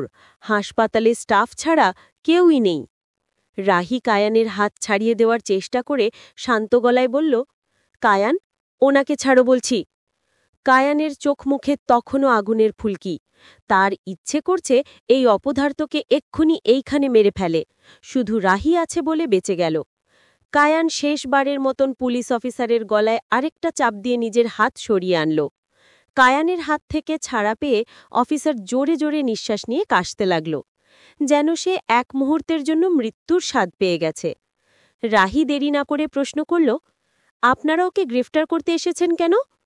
বাবলু মিয়া তখন আর নিঃশ্বাস নিতে ব্যাকুল। সে পাশে থাকা কনস্টেবলকে ভাঙ্গা কণ্ঠে বললেন, এই মেয়েকে আমার সামনে থেকে সরা। অফিসারের এমন তুচ্ছ তাচ্ছিল্যের কারণে রাহির মেজাজও ভীষণ গরম হচ্ছে। কায়ান মুষ্টিবদ্ধ করে আবার এগিয়ে আসতেই রাহি কায়ানকে থামিয়ে দিল। তারপর পকেট থেকে নিজের আইডি কার্ড বের করে পুলিশ অফিসারের মুখের সামনে ধরল। রাহির কার্ড দেখে পুলিশ অফিসারের চোখ কপালে ওঠার উপক্রম হল। দম বন্ধ হয়ে যেন এক্ষুনি মরে গেলেই ভালো ছিল। অফিসার সাথে সাথে সোজা হয়ে দাঁড়িয়ে রাহিকে স্যালুট জানাল। সাথে দুইজন কনস্টেবলও তাকে অনুসরণ করল। রাহি কঠিন চোখে তাকিয়ে বলল, কি জন্য এসেছেন এখানে? জি ম্যাডাম, আমরা এই খুনিকে ধরতে এসেছি। কায়ান বুকের কাছে হাত গুজে অফিসারের দিকে ভৎসনার দৃষ্টিতে তাকিয়ে আছে। ও খুনি? আপনাকে কে বলেছে? বলেছে মানে? আমাদের কাছে প্রমাণ আছে। সুমন নামের ছেলেটিকে এই বদমাইশ গুলি করে মেরেছে। রাহি তার কানকে বিশ্বাস করতে পারছে না। ঘাড় ঘুরিয়ে কায়ানের দিকে তাকিয়ে দেখে কায়ান বেঞ্চে বসে পায়ের উপর পা তুলে দুলাচ্ছে। কি সব বলছেন? রাহি অফিসারকে আরেকটা ধমক দিয়ে বলল, আমি বলছি না ম্যাডাম, ফোরেন্সিক রিপোর্ট বলছে। দেখেন না খুন করে কেমন ঠান্ডা মাথায় বসে আছে, কত বড় বদমাইশ। রাহি নিজের কানকে বিশ্বাস করতে পারছে না। কায়ান কোনো ঝামেলা করেনি তো? নয়তো এত রিল্যাক্সে কি করে বসে আছে? কিন্তু পিস্তলের গুলির রিপোর্ট কি করে ভুল এলো? রাহি কিছুতেই কিছু বুঝতে পারছে না। এই সুযোগে অফিসার বাবলু মিয়া হ্যান্ডকাফ নিয়ে কায়ানের দিকে এগিয়ে গেল। তারপর বলল, থানায় গিয়ে বুঝাবো অন ডিউটি অফিসারের গায়ে হাত তোলার শাস্তি কি? কায়ান তাচ্ছিল্য দৃষ্টিতে তাকাতেই কয়েকজনের পায়ের আওয়াজ পাওয়া গেল। বেশ তাড়াহুড়োর মধ্যে রুবান এবং সাথে একজন উকিলও এসে হাজির। কায়ানের ঠোঁটে ততক্ষণে বাঁকা হাসি ফুটে উঠেছে। সে নিজের স্টাইলে উঠে দাঁড়িয়ে অফিসারের দিকে তাকিয়ে বলল, কি জানি বলছিলি? থানায় যেতে হবে। উকিলের দিকে আর চোখে তাকিয়ে বলল অফিসার। কায়ানের উকিল এগিয়ে এসে বলল, না, যেতে হবে না, এই যে জামিনের কাগজপত্র। অফিসের বাবলুর চোখ বেরিয়ে আসার উপক্রম হল। সে ভালো করে প্রতিটা কাগজ দেখতে লাগল। কায়ান রুবানের কাঁধে সাবাস জানিয়ে হাত রাখল। তারপর রাহির দিকে এগিয়ে গিয়ে বলল, অনেক হয়েছে, চলো এখান থেকে। ওই সব কি হচ্ছে? রাহি হতভাগ হয়ে প্রশ্ন করতেই কায়ান বলল, আগে আমার সাথে চলো, তারপর বলছি। কথা শেষমাত্র কায়ান রাহির হাত ধরে তাকে সেখান থেকে নিয়ে আসে। ফরেন্সিক রিপোর্ট এলোই তো 1 ঘন্টা আগে, আপনারা এর মাঝে জামিনের কাগজ নিয়ে হাজির? পুলিশ অফিসার তখনও হতভাগ। জি, কায়ান চাইলে সব সম্ভব, আপনি জলদি কাগজ দেখে বিদে হন, আমি বাড়ি গিয়ে একটু ঘুমাবো। উকিল সাহেব হাই তুলতে তুলতে বলল, ব্যাপারটার কিছুই তো আমি বুঝলাম না। অফিসার হতাই গলায় বলল, আপনার কিছু বুঝতে হবে না, কাগজপত্র নিয়ে বিদে হন। রুবান গম্ভীর গলায় বলল। কায়ান রাহিকে নিজের গাড়িতে করে নিয়ে যাচ্ছে। রাহি একটু পরপর প্রশ্ন করছে, তোমার সমস্যা কি? তুমি আমাকে কিছু বলছো না কেন? রাহি শেষমেশ বিরক্ত হয়ে বলল, বেশি প্রশ্ন করবে না, এমনিতেই তোমার চক্করে কাল রাত থেকে কিছু খাইনি। কায়ান আরও বিরক্ত হয়ে বলল, আবারও কথা এড়িয়ে যাচ্ছ? তোমাকে আমি একবারও খেতে না করেছি? রাহি চেঁচিয়ে উঠে বলল, আসো তোমাকে খাই। কায়ান স্পষ্ট রাহির দিকে তাকিয়ে বলল। রাহি দাঁতে কিড়মির করে নিজের রাগ কমিয়ে বলল, গাড়ি থামাও, আমি তোমার সাথে যাব না। তুমি যেতে বাধ্য। আগে বলো, এইসব কি হচ্ছে? গুলি তো আমি করেছি, অফিসার তোমাকে কেন নিতে এসেছে? কারণ আমি চাই না এই সামান্য কারণে তোমার সম্মানে আঘাত লাগুক। সামান্য কারণ? কায়ান, এটা সামান্য কারণ না। আমি একটা মানুষ খুন করেছি। আমি খুনি। Wow, great! তুমিও খুনি, আমিও খুনি। You can kiss me now. Kayan, I'm serious. I'm serious too sweetheart, তোমার চুমুর জন্য সিগারেটও ছেড়ে দিয়েছি। রাহি একটা দীর্ঘ নিঃশ্বাস ফেলল। রাগারাগি করে তার এনার্জি শেষ। সে কিছুক্ষণ চুপ থেকে আবার বলল, এইসব করে কি লাভ হচ্ছে তোমার? কেন এইসব করছো? করছি কারণ আমি মনে করি তুমি ভুল কিছু করনি। যে পুরুষ নিজের গর্ভবতী স্ত্রীকে মারতে পারে তার বেঁচে থাকার অধিকার নেই। একটুর জন্য মেয়েটি বড় কোনো ক্ষতির হাত থেকে বেঁচে গেছে। এমন একটা অপদার্থকে খুনের দায়ে নিজের উপর নেওয়ার কোনো মানে হয় না। তাহলে তুমি কেন নিজের উপর সবটা নিয়েছ? রাহি হতাশ গলায় বলল। তারপর আরও বলল, যে কিনা সারা জীবন নিজের অপরাধের কোনো প্রমাণ রাখেনি, সে কেন লাশটা পুলিশের হাতে তুলে দিল, তাও নিজেকে অভিযুক্ত করে? এতই যখন আমাকে বাঁচাতে চেয়েছ, লাশটা গুম করনি কেন? তুমি নিজের উপর কেন দোষ নিয়েছ? কায়ান হঠাৎ গাড়ির স্পিড বাড়িয়ে দিল। তারপর একটা জায়গায় এসে গাড়িটা থামাল। রাহি রীতিমতন ভীত চোখে তাকাল। গাড়ি থামিয়ে কায়ান জানালা দিয়ে বাইরে তাকাল। রাহি তার দৃষ্টি অনুসরণ করতেই দেখতে পেল একটি কবর। রাহি থমকে তাকিয়ে রইল। কি বলবে সে জানে না। কায়ান এই জায়গায় কেন গাড়ি থামাল? কায়ান কিছুক্ষণ সেই কবরের দিকে তাকিয়ে থেকে আবার গাড়ি স্টার্ট করল। তারপর নিচ থেকে বলল, কবরটা আমার বাবার। বাবাকে হারালেও এই কবরটা আমার কাছে শান্তির জায়গা। এখানে এলে মনে হয় এই যে আমার বাবা আমার কাছে। বলেই কায়ান থামল। রাহি চুপ করে আছে। কায়ান বাকিটা বলতে গিয়েও বলল না। বাকিটা রাস্তা কেউ কোনো কথা বলল না। কায়ান গাড়িটা রাহির বাড়ির সামনে থামল। রাহি একটু অবাক হয়ে তাকাল। এই অ্যাড্রেসটাও কায়ানের জানা আছে। তারপর দুজনেই গাড়ি থেকে নামল। কায়ান গাড়িতে হেলান দিয়ে দাঁড়িয়ে আছে। হঠাৎ বুকের ভিতরে একটা চাপা কষ্ট অনুভব করল রাহি। সে কায়ানের সামনে রাগী চোখে এসে দাঁড়াল। তার এই জীবনে আজ অবধি কোনো পুরুষ তাকে এইভাবে আগলে নেয়নি। তাকে আগলে রাখার মতন কেউ যে এ জীবনে আসবে সেটা সে কখনো কল্পনাও করেনি। সবসময় নিজেই নিজেকে সামলে নিয়েছে। আজ এত বড় একটা ভুলের পরও? রাহি রাগ কমিয়ে শান্ত দৃষ্টি কায়ানের দিকে তাকাল। তারপর নরম গলায় বলল, আমি যা করেছি সেটা ভুল ছিল। আমার ভুলের দায়ভার তুমি কেন নিজের উপর নিচ্ছ?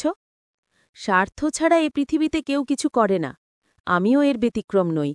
কায়ান রাহির চোখের দিকে তাকাল। কি স্বার্থ? ভালোবাসা পাওয়ার স্বার্থ? কায়ান এমনভাবে কথাটা বলল যেন সে এক সাধারণ মানুষ, যেন তার অধীনে কোনো ক্ষমতা নেই, যেন সে চাইলেই জোর করে রাহিকে তুলে নিয়ে যেতে পারে না, যেন চাইলেই রাহিকে নিজের বন্দিনী করে রাখতে পারে না। এ কেমন ব্যাকুলতার চাহনি তার চোখে! রাহির চোখ জলজল করতে লাগল। কায়ান ব্যতিব্যস্ত হয়ে এগিয়ে এলো। তারপর মুহূর্তেই রাহিকে নিজের বুকে টেনে নিল। রাহি সরে এলো না, কিন্তু নিজের বান্ধনে তাকে জড়িয়েও নিল না। এ কেমন অসহায়ত্ব! নিজের সাথে আর কত লড়াই করতে হবে তার? রূপকথার শহর, পর্ব ৫৫। লেখিকা নবনী নীলা। কি স্বার্থ? ভালোবাসা পাওয়ার স্বার্থ। কায়ান এমনভাবে কথাটা বলল যেন সে এক সাধারণ মানুষ, যেন তার অধীনে কোনো ক্ষমতা নেই, যেন সে চাইলেই জোর করে রাহিকে তুলে নিয়ে যেতে পারে না, যেন চাইলেই রাহিকে নিজের বন্দিনী করে রাখতে পারে না। এ কেমন ব্যাকুলতার চাহনি তার চোখে! রাহির চোখ জলজল করতে লাগল। কায়ান ব্যতিব্যস্ত হয়ে এগিয়ে এলো। তারপর মুহূর্তেই রাহিকে নিজের বুকে টেনে নিল। রাহি সরিয়ে এলো না, কিন্তু নিজের বাঁধনে তাকে জড়িয়েও নিল না। এ কেমন অসহায়ত্ব! নিজের সাথে আর কত লড়াই করতে হবে তার? আমি চাই না তুমি নিজেকে আমার কারণে এইসব জড়াও। রাহি কায়ানের বুক থেকে সরে এসে বলল। কায়ান ভ্রু কুচকে তাকিয়ে বলল, কি স্বার্থ? ভালোবাসা পাওয়ার স্বার্থ। কায়ান এমনভাবে কথাটা বলল যেন সে এক সাধারণ মানুষ, যেন তার অধীনে কোনো ক্ষমতা নেই, যেন সে চাইলেই জোর করে রাহিকে তুলে নিয়ে যেতে পারে না, যেন চাইলেই রাহিকে নিজের বন্দিনী করে রাখতে পারে না। এ কেমন ব্যাকুলতার চাহনি তার চোখে! রাহির চোখ জলজল করতে লাগল। কায়ান ব্যতিব্যস্ত হয়ে এগিয়ে এলো। তারপর মুহূর্তেই রাহিকে নিজের বুকে টেনে নিল। রাহি সরে এলো না, কিন্তু নিজের বাঁধনে তাকে জড়িয়েও নিল না। এ কেমন অসহায়ত্ব! নিজের সাথে আর কত লড়াই করতে হবে তার? আমি চাই না তুমি নিজেকে আমার কারণে এসবে জড়াও। রাহি কায়ানের বুক থেকে সরে এসে বলল। কায়ান ভ্রু কুচকে তাকিয়ে বলল, আমি অলরেডি জড়িয়ে গেছি, so you better think how to pay me back, okay? Rahi একটা তপ্ত নিঃশ্বাস ফেলল। এই কথাগুলো শুনলে তার ইচ্ছে করে কায়ানের মাথায় একটা বাড়ি মেরে মাথাটা ফাটিয়ে ফেলে। এইভাবে তাকিয়ে থেকে লাভ নেই। কায়ান স্বার্থ ছাড়া কিছু করে না, সুতরাং আমাকে বিয়ে করতে হবে। কায়ান সিরিয়াস হয়ে বলল। আর যদি না করি?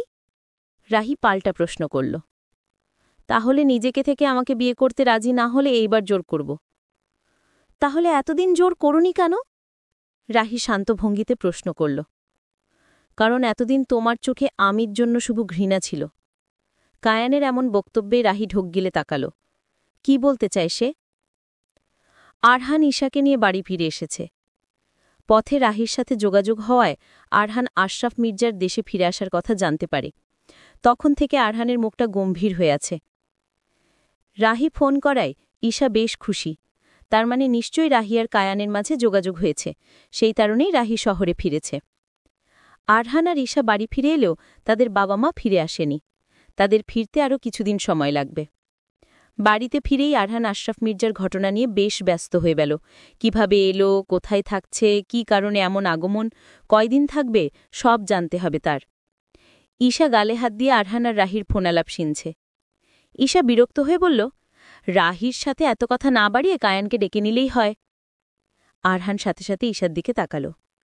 কায়ানকে ডেকে আনব? মানে ওই ক্রিমিনালকে আমি আমার বাসায় ডাকব?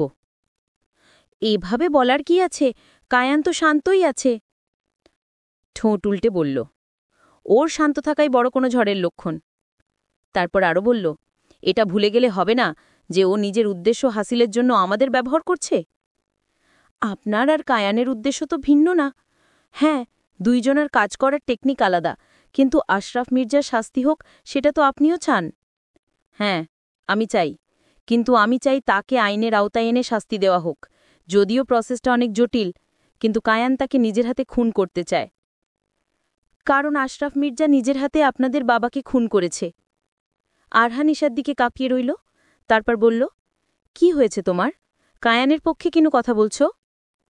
ঈশা এগিয়ে এসে আরহানের চোখের দিকে তাকিয়ে বলল, ভুলে যাবেন না, ও আপনার ভাই।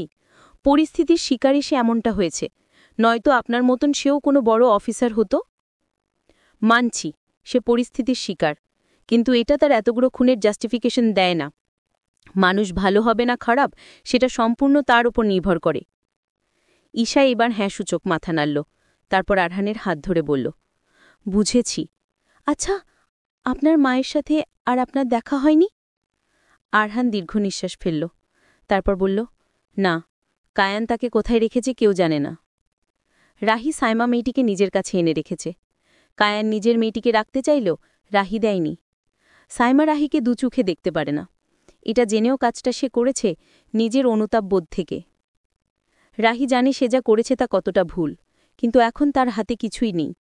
আগে আশরাফ মির্জার ব্যাপারটা দেখতে হবে, তারপর সে সিদ্ধান্ত নিয়েছে নিজের কাছ থেকে অব্যাহতি জানাবে। আরহানদের বাসায় আজকে কায়ান হাজির। না, আজকে সে হুট করে আসেনি, তাকে ডেকে আনা হয়েছে। এর পিছনেও একটা কারণ আছে। আশরাফ মির্জার একমাত্র ভাগ্নির বিয়েতে কায়ান আমন্ত্রিত। যেহেতু এই কয় মাসে কায়ান আহাদ মির্জার অবস্থা নাভিশ্বাস করে দিয়েছে, তাই নিজের ইমেজ কায়ানের সামনে ঠিক করতেই এই সিদ্ধান্ত তার। এই অনুষ্ঠানকে ঘিরে নিশ্চয়ই কায়ানের কোনো প্ল্যান আছে, কিন্তু এই প্ল্যান সে কাউকেই বলছে না। কায়ান সোফায় বসে সতর্ক চোখে সবার দিকে তাকিয়ে আছে। হঠাৎ তাকে এমন আমন্ত্রণের পিছনে কারণ সে স্পষ্ট আন্দাজ করতে পারছে। আরহান আর কায়ান দুজন মুখোমুখি বসে আছে, দুইজনেরই দৃষ্টি কঠিন। ঈশা ও রাহি একপাশে দাঁড়িয়ে দেখছে। নীরবতা ভেঙে আরহান বলল, কি প্ল্যানিং চলছে? কায়ান ভ্রু তুলে তাকিয়ে বলল, কি ব্যাপারে? ভাবটা এমন যেন সে কিছু বোঝে না। আশরাফ মির্জার ব্যাপারে শুনেছি তার ভাগ্নির বিয়েতে যাওয়া হচ্ছে। আরহান দৃষ্টি আরও সরু করল। রাহি মনোযোগ দিয়ে দুজনের কথা শুনলেও ঈশা ভ্রু কুচকে বলল, কথা বলার ধরন দেখো, ভাবটা যেমন দুই বেআইন, একজনার ছেলেকে আর একজনার মেয়ে নিয়ে ভালিয়ে গেছে। রাহি হেসে উঠে ঈশাকে জিজ্ঞেস করল, তাহলে তোমার কোনটা, ছেলে নাকি নিয়ে? জানি না, বলেই ঈশা নিজের পেটের উপর হাত বুলিয়ে নিল। এদিকে কায়ান আর আরহানের কথাবার্তা আরও উত্তেজিত হয়ে উঠেছে। পেনড্রাইভ দেওয়ার সময় ডিল হয়েছিল, আশরাফ মির্জার ব্যাপারে সব কাজে আমি অবগত থাকব। সেটা গুপ্তচরের দায়িত্ব, আমার না। সে আমার সাথে সার্বক্ষণিক থাকলে তো আমি না করছি না, বলেই কায়ান রাহির দিকে তাকাল। রাহির দৃষ্টি তখনও কঠিন। ঠিক আছে, তাহলে তাই হবে। সেই অনুষ্ঠানে রাহি উপস্থিত থাকবে। কায়ান চিন্তায় পড়ে গিয়ে বলল, না, এটা সম্ভব না। কেন? কঠিন গলায় জিজ্ঞেস করল। রাহির জন্য এটা নিরাপদ হবে না। কায়ান পাল্টা জবাব দিল। রাহি অনেক অভিজ্ঞ একজন অফিসার, নিজের নিরাপত্তা দিতে সে জানে, আর তাকে নিতে না চাইলে রুদ্রর সাথে যাবে। আরহানের সাথে একমত পোষণ করে রাহি মাথা নাড়ল তা মেনে নিতে। সেই জানে আরহান তার সুরক্ষার কথা চিন্তা করছে, কিন্তু কায়ানকেও তো সে চেনে, যা একবার মুখ দিয়ে বলেছে, বাস সেটা করতেই হবে। রাহিকে সম্মতি দিতে দেখে কায়ান ঠোঁট প্রসারিত করে হাসল। আরহান এখনও অগ্নিদৃষ্টিতে তার দিকে তাকিয়ে আছে। ঈশা ততক্ষণে বলল, এই চেহারা নিয়ে বিয়েতে যাবে কি করে? কায়ান ঘাড় ঘুরিয়ে ঈশার দিকে তাকিয়ে বলল, what do you mean by that? Isha হাই তুলতে তুলতে বলল, এই চেহারায় গেলে তো বুঝেই যাবে তোমরা দুই ভাই। What does she want me to do? Plastic surgery করিয়ে নেব? কায়ান তাচ্ছিল্যের হাসি দিয়ে আরহানের দিকে তাকিয়ে বলল। আরহানের বৃষ্টি তখনও কঠিন, তাই এইসব কথায় সে বিন্দুমাত্র আগ্রহ পাচ্ছে না। রাহি চিন্তিত কণ্ঠে বলল, ঈশা কিন্তু ভুল কিছু বলেনি, এটা নিয়ে বিরাট ঝামেলা হতে পারে। কিচ্ছু হবে না, আমি আমার মুখোশ পরে থাকব। ছি, বিয়ে বাড়িতে কে মুখোশ পরে ঘোরে? ঈশা বিদ্রুপ করে বলল। আড়া চোখে ঈশার দিকে তাকালো কায়ান। একদম ঠিক, ওরাও তোমাকে ট্র্যাপে ফেলতে পারে। মুখোশের আড়ালে আসল কায়ানকে অবশ্যই দেখতে চাইবে। রাহি ঈশার সাথে একমত পোষণ করে বলল। কায়ান ভ্রু কুচকে তাকালো। এই বিষয় সে এতটা গুরুত্বই দেয়নি। কি আর করবে, দাড়ি বড় করে ফেলো, তোমার ক্যারেক্টারের সাথেও যাবে, জঙ্গলি কায়ান। বলে ঈশা মুখ বোকালো। কায়ান হত্যভম্ব হয়ে তাকালো, কিন্তু রাহি মিট মিট করে হাসছে। চলবে। রূপকথার শহর পর্ব 56। লেখিকা নবনী নীলা। সেদিনের সপ্তাহখানেক পর আজ সেই বিয়েতে যাওয়ার দিন। রাহি এবার আরেকটু বেশি বিরক্ত। এবারও একদল থেকে সাজিয়ে গুছিয়ে দিয়ে ব্যস্ত। তাদের কিছু বলাও যাচ্ছে না, কারণ কিছু বললেই উত্তরে তারা বলছে, বসের অর্ডার পালন করতে আমরা বাধ্য। ঈশা ভিডিও কল দিতেই রাহি একটু অপ্রস্তুত হয়ে গেল। তারপর কল ধরে ক্যামেরার সামনে রাখতেই ঈশা বলল, হলুদ কার হচ্ছে? আশরাফ মির্জার ভাগ্নির না তোমার? বাবা গো, তোমাকে তো পুরো বউ লাগছে। রাহি ভ্রু কুচকে তাকাল। এই অতিরিক্ত সাজসজ্জার বিষয়টা তার ভীষণ বিরক্তি লাগছে। কায়ান কথায়, তার কি দাড়ি গজিয়েছে? ঈশা মিটমিট করে হেসে বলল, সেটা তুমি তাকে ফোন করেই জিজ্ঞেস করে নাও, আমাকে জিজ্ঞেস করছো কেন? বলেই রাহি নিজের রাগ প্রকাশ করছে। ঈশা ঠোঁট চেপে নিজের হাসি থামিয়ে বলল, আচ্ছা তাই করব, এখন রাখছি। ঈশা ফোন রাখতেই রাহি আয়নায় নিজের দিকে তাকিয়ে আছে। সত্যি তো, তাকে কেমন জানি লাগছে। এই বিয়ের নাটকে না করে দিলেই মনে হয় ভালো ছিল। এখন পুরো অনুষ্ঠানে এই বদমাইশটার বউ হয়ে ঘুরতে হবে। রাহির সাথে কথা শেষ করতেই ঈশার মনটা একটু খারাপ হয়ে গেল, কারণ তার বিয়েতে এই হলুদ মেহেদি কিছুই হয়নি। তার কত শখ ছিল নিজের হলুদে কত কি করবে, কিন্তু সেই শখ পূর্ণ হল কই? ঈশা মুখ ফুলিয়ে আরহানের দিকে তাকালো। আরহান কিচনে কি জানি করতে ব্যস্ত। কিছুক্ষণ পর আরহানের বাটি ফ্রুট সালাদ নিয়ে ঈশার সামনে হাজির। ঈশা ভ্রু কুচকে আরহানের দিকে তাকালো, তারপর বলল, আমি এইসব শাকসবজি লতাপাতা আর খেতে পারব না। আরহান ঈশার পাশে বসতে বসতে বলল, সবজি পেলে কই? এটা ফ্রুটস। ঈশার সামনে থাকা প্লেটের দিকে তাকিয়ে বলল, দেখতে তো একই, আমি এসব খাব না। খাওয়া দাওয়ার ক্ষেত্রে তোমার কোনো জেদি চলবে না। আরহান নির্লিপ্ত কণ্ঠে বলল, আমাকে কি আপনি ছাগল পেয়েছেন যে সবুজ যা পাচ্ছেন আমাকে খাওয়াতে নিয়ে আসছেন? আরহান নির্লিপ্ত ভঙ্গিতে তাকালো, তারপর বলল, কি হয়েছে? কি কারণে তোমার মেজাজ খারাপ শুনি? ঈশা আর চোখে আরহানের দিকে তাকালো। মেজাজ যে খারাপ সেটা ঠিকই বুঝেছে, কিন্তু কেন খারাপ সেটা বোঝে না। আপনি জীবনে কারোর বিয়ে হতে দেখেছেন? ঈশা বুকের কাছে হাত গুজে প্রশ্ন করল। আরহান ভ্রু কুচকে হ্যাঁসূচক মাথা নাড়ল। বিয়েতে কি কি অনুষ্ঠান হয় সেটা জানেন? ঈশা আর চোখে তাকিয়ে বলল, হ্যাঁ, না জানার কি আছে? আগে বিয়ে হয়, তারপর বাসর, ব্যাস। আর কি? কি, শুধু বিয়ে আর বাসর? জীবনে বিয়েও দেখেননি? প্রথমে আংটি বদল, মেহেদি, হলুদ, বিয়ে এবং তারপর শেষে বাসর। আরহান ভ্রু তোলে বলল, তোমার কি আবার বিয়ে করতে ইচ্ছে হচ্ছে? ঈশা কটমট করে তাকিয়ে আছে। আরহান ঈশার কাছে ঝুঁকে এসে বলল, ইচ্ছে থাকলে আবার বিয়ে করাই যায়। ঈশা চোখ পিটপিট করে তাকালো। তার চোখে মুখে অফুরন্ত আগ্রহ দেখে কায়ান বলল, কিন্তু আমরা ডিফারেন্ট স্টাইলে করব। ঈশা চোখ বড় বড় করে বলল, মানে? মানে আমরা অনুষ্ঠানগুলো রিভার্স করব। ওকে বেবি বলেই আরহান ঈশাকে কোলে তুলে নিল। লজ্জা শরমের কি মাথা খেয়েছেন? এই অবস্থায় আপনি আমার সাথে বাসর করবেন? ঈশা ছটফট করে বলল। একদম ব্যথা দিব না, প্রমিস। আরহান দুষ্টু হাসি দিয়ে বলল। রাহি কায়েনকে দেখে হাঁ করে তাকিয়ে আছে। সত্যি সত্যি সে দাড়ি বড় করেছে। এখন তাকে আরও বেশি দাম্ভিক লাগছে, যদিও তার নামের সাথে এই লুক ভালোই মানাচ্ছে। অনুষ্ঠানে পৌঁছতেই সকলের আকর্ষণের কেন্দ্রবিন্দু হয়ে উঠেছে সে। তার আলিশান জীবনযাপন সকলের নজর কাড়ছে। The great mafia Kayan. কিন্তু তার এই পরিচয় গোপন রাখা হয়েছে। এইখানে কায়ান মির্জা ব্রাদার্সের শেয়ার হোল্ডার হিসাবে এসেছে। এইখানে উপস্থিত সকলে এটাই জানে। অনুষ্ঠানে উপস্থিত হয়েই কায়ান রাহির কানে কানে বলল, বাই দ্য ওয়ে, আমাকে কেমন লাগছে? রাহি কায়ানের দিকে আর চোখে তাকিয়ে বলল, লাগছে সুন্দর, জঙ্গলি টাইপ। কায়ান চোখ বন্ধ করে নিজের অপমান সহ্য করল। এই একটা জায়গায় সে দুর্বল, এবং এতটাই দুর্বল যে সে যা বলবে হাসি মুখে মেনে নিবে। কায়ানের চোখ গেল চারিদিকে, আশরাফ মির্জার খোঁজে। রাহিও একটু সতর্ক হয়ে আশেপাশে দেখছে। অনুষ্ঠান বেশ বড় করে করা হচ্ছে। সমুদ্রের পাশে বিশাল একটা রিসোর্ট নিয়ে এই আয়োজন। কিছুক্ষণ পর আহাদ মির্জা কায়ানের দিকে এগিয়ে এলো। যদিও সে কায়ানকে আগে সবসময় মুখোশের আড়ালেই দেখেছে, তবুও নিজের ধারণা থেকে এগিয়ে এলো। তারপর হাসি মুখে তাকিয়ে বলল, হ্যালো কায়ান, তুমি আসবে একদম আশা করিনি। কায়ানের চোখে তখনও ধূর্ত দৃষ্টি। কায়ান শিন্নিপ্তে হ্যাঁ সূচক মাথা নাড়তেই আহাদ মির্জার চোখ গেল পাশে থাকা রাহির দিকে। এইটা কি সেই মেয়েটা যাকে মাফিয়া পার্টিতে তুমি সাথে এনেছিলে? প্রশ্নটা করেই আহাদ মির্জা থমকে গেল। মনে হয় এই প্রশ্ন করা ঠিক হয়নি। কায়ানের দৃষ্টি আরও তীক্ষ্ণ হল। কায়ান শান্ত দৃষ্টিতে রাহির কোমরেই নিজের হাত রেখে বলল, পরিচয় করিয়ে দিই, আমার ওয়াইফ রাহি। বলেই কঠিন চোখে তাকালো কায়ান। তার চোখে স্পষ্ট যে পূর্বের কথা তার একদম পছন্দ হয়নি। হঠাৎ কায়ানের হাতের স্পর্শেই রাহির রুদ্ধশ্বাস অবস্থা। সে হালকা হাসি দিয়ে কায়ানের স্ত্রীর অভিনয় চালিয়ে যাচ্ছে। কায়ানের গম্ভীর ভঙ্গিতে আহাদ মির্জার কিছুটা ঘাম ছুটে গেল। চলবে।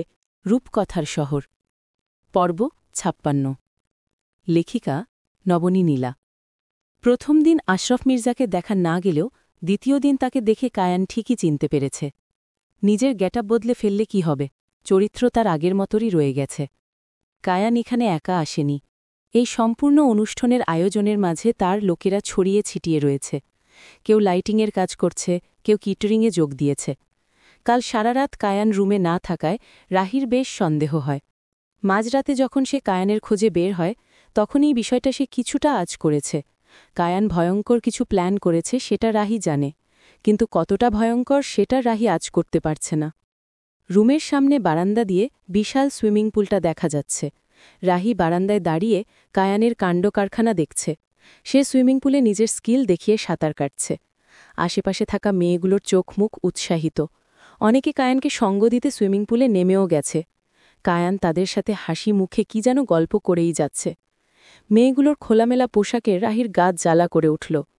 রাহি বারান্দায় দাঁড়িয়ে এক দৃষ্টিতে সম্পূর্ণটা দেখল। নিজেকে শান্ত রাখলেও তার চোখের অগ্নিদৃষ্টি স্পষ্ট। প্রায় ঘণ্টাখানেক সুইমিং পুলে থাকার পর ভেজা শরীরে তোয়ালে পেঁচিয়ে রুমে ঢুকল কায়ান। রুমের দরজা বন্ধ করতেই রাহিকে দেখতে পেল। সে অগ্নিদৃষ্টিতে তার দিকে তাকিয়ে আছে। রাহির মুখ চোখ স্পষ্ট বলে দিচ্ছে সে ভীষণ রেগে আছে। কিন্তু কেন? রাহি শান্তভঙ্গিতে পা ফেলে এগিয়ে এসে বলল, এতক্ষণ নিচে কি করছিলে তুমি? কায়ান ভ্রু কুচকে বলল, কি করেছি? সুইমিং পুলে মেয়েদের সাথে কি করছিলে? রাহি আরেকটু এগিয়ে এসে বুকের কাছে হাত গুজে বলিও। কায়ান একটা ভ্রু তুলে তাকাল, তারপর ঠোঁটের কোণে হাসি রেখে বলল, কেন sweetheart, are you jealous? Rahi বুকের কাছের বাঁধন খুলে সাথে সাথে বলল, না, কখনোই না। Good, because you don't have to, I'm only yours. Kayan একটু আশ্বস্ত করার ভঙ্গি করে বলল। রাহি আরও রেগে উঠে বলল, নিজেকে কি মনে করো তুমি? আমি কেন জেলাস হব? দেখো, এখানে আমি তোমার ওয়াইফ। রাহি এইটুকু বলেই খেয়াল করল কায়ান নিজের ঠোঁটের হাসি আরও প্রসারিত করছে। রাহি থেমে গিয়ে আবার বলল, মানে যেহেতু তুমি আমাকে নিজের ওয়াইফ হিসেবে এনেছ, এইখানে আমার একটা মান-সম্মানের ব্যাপার আছে। মেয়েদের সাথে ঘুরঘুর করতে হলে অন্য জায়গায় করবে, এইখানে না। রাহি রীতিমতন শাসিয়ে উঠল। কায়ান অবাক হয়ে তাকিয়ে আছে। তারপর সে একটু এগিয়ে এসে রাহির দুই কাঁধে হাত রেখে শান্ত গলায় বলল, আমি কিছুই করছিলাম না, শুধু কিছু ইনফরমেশনের জন্য কথা বলেছি। ইউ নো রাইট, আমার যেই হ্যান্ডসাম ফেস, আমার হাসি দেখেই মেয়েরা গলে যায়। নিজের অজান্তেই রাহি মুখ ভেঙচি দিয়ে কাঁধ থেকে কায়ানের হাত সরিয়ে দিয়ে গড়গড় করে রুম থেকে বেরিয়ে গেল। তারপর যেতে যেতে মুখ ভেঙচিয়ে বলল, আমাকে দেখলেই মেয়েরা গলে যায়, ঢং। আশরাফ মির্জাকে সে এখনও খুঁজে পায়নি। তাহলে কি লোকটা এখানে উপস্থিত নেই? কায়ান যে তাকে মেরে ফেলার সব প্ল্যান করছে, এটা রাহির বোঝার বাকি নেই। কিন্তু এই প্ল্যান হতে দেওয়া যাবে না। তাই তো রাহির সাথে রুদ্রও এই রিসর্টে আছে। সবই আরহানের প্ল্যান। তবে রুদ্র আছে ছদ্মবেশী রূপে। রাহি রিসর্টের একটু দূরে এসে রুদ্রকে কল দিল। রুদ্র তখন অর্গানাইজারদের সাথে কথা বলছিল। রাহির কল পেয়ে সে একটু দূরে এসে কলটা রিসিভ করল। গোপনীয়তা রাখতেই তারা শুধু ইঙ্গিতে কথা বলে গেল। হ্যালো? হ্যাঁ, দেখতে পেয়েছ? রাহি শান্ত ভঙ্গিতে প্রশ্ন করল।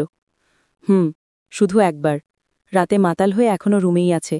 রুদ্র আশেপাশে একবার তাকিয়ে বলল, আচ্ছা, কায়ানকে আমি সামলে রাখব, তুমি বাকিটা দেখো। বলেই রাহি ফোনটা কেটে দিল। রাহি ইচ্ছাকৃত রুমে বসে আছে। কায়ানের ওপর নজর রাখাই তার একমাত্র উদ্দেশ্য। কায়ান বেশ সময় নিয়ে তৈরি হচ্ছে, যেন এটা তার বিয়ে। রাহি কপাল কুঁচকে তার তৈরি হওয়া দেখছে। আয়নায় থাকা রাহির প্রতিফলনের দিকে কায়ান কিছুক্ষণ পর তাকাচ্ছে। রাহিকে এই শাড়িতে ভীষণ সুন্দর লাগছে। যদিও সে সাদামাটাভাবেই তৈরি হয়েছে, তবুও তাকে সুন্দর লাগছে। রাহি চিন্তায় অস্থির। বাইরে কি হচ্ছে কে জানে। বিয়ের অনুষ্ঠান কিছুক্ষণের মধ্যেই শুরু হয়ে যাবে। রুদ্র একা পারবে? যদি ধরা পড়ে যায়, তাহলে কায়ান রুদ্রের কি করবে সেটা ভেবেই তার ভয় হচ্ছে। কিছুক্ষণ পর কায়ান রাহি দুজনেই বিয়ের মূল অনুষ্ঠানে পৌঁছে গেল। কায়ান বেশ আগ্রহ নিয়ে সবটা দেখলেও রাহি চিন্তায় শেষ। না আশরাফ মির্জা আছে, না রুদ্র, কেউই সেখানে নেই। এইদিকে জমজমাট অনুষ্ঠানে বর কনে দুইজনেই হাজির। দুজনে সামনাসামনি বসে আছে, কাজী বিয়ে পড়াচ্ছেন। কায়ান খুব আগ্রহ নিয়ে বিয়ে পড়ানোটা দেখছে। রাহিও তার পাশেই দাঁড়িয়ে আছে, কিন্তু অস্থিরতা কমাতে পারছে না। আহাদ মির্জা কিছুক্ষণ পর কায়ানের পাশে এসে দাঁড়ালেন। রাহি নিজের দৃষ্টি শুরু করতেই তিনি কায়ানের উদ্দেশ্যে বললেন, তুমি এখানে আসায় আমি বেশ খুশি হয়েছি। আশা করি আমাদের ব্যবসায়িক দ্বন্দ্ব কিছুটা কমবে। কায়ান কোনো উত্তর দিল না। সে বিয়েটা দেখতে ব্যস্ত। কবুল বলার আগে মেয়েটির কাপা কাপা কণ্ঠ, তারপর সকলে হাত তুলে দোয়া করা, সবই সে মনোযোগ দিয়ে দেখল। তারপর বর এগিয়ে এসে কনের ঘোমটা তুলে মুখ দেখে হাত দুটো ধরে চুমু খেল। চোখ ধাঁধানো এক দৃশ্য। এই বিয়ে ব্যাপারটা এত সুন্দর কায়ান আগে খেয়াল করেনি। কায়ান ঠোঁট প্রসারিত করে হাসল। তারপর আহাদ মির্জাকে বলল, বিয়ের ব্যাপারটা তো বেশ ইন্টারেস্টিং।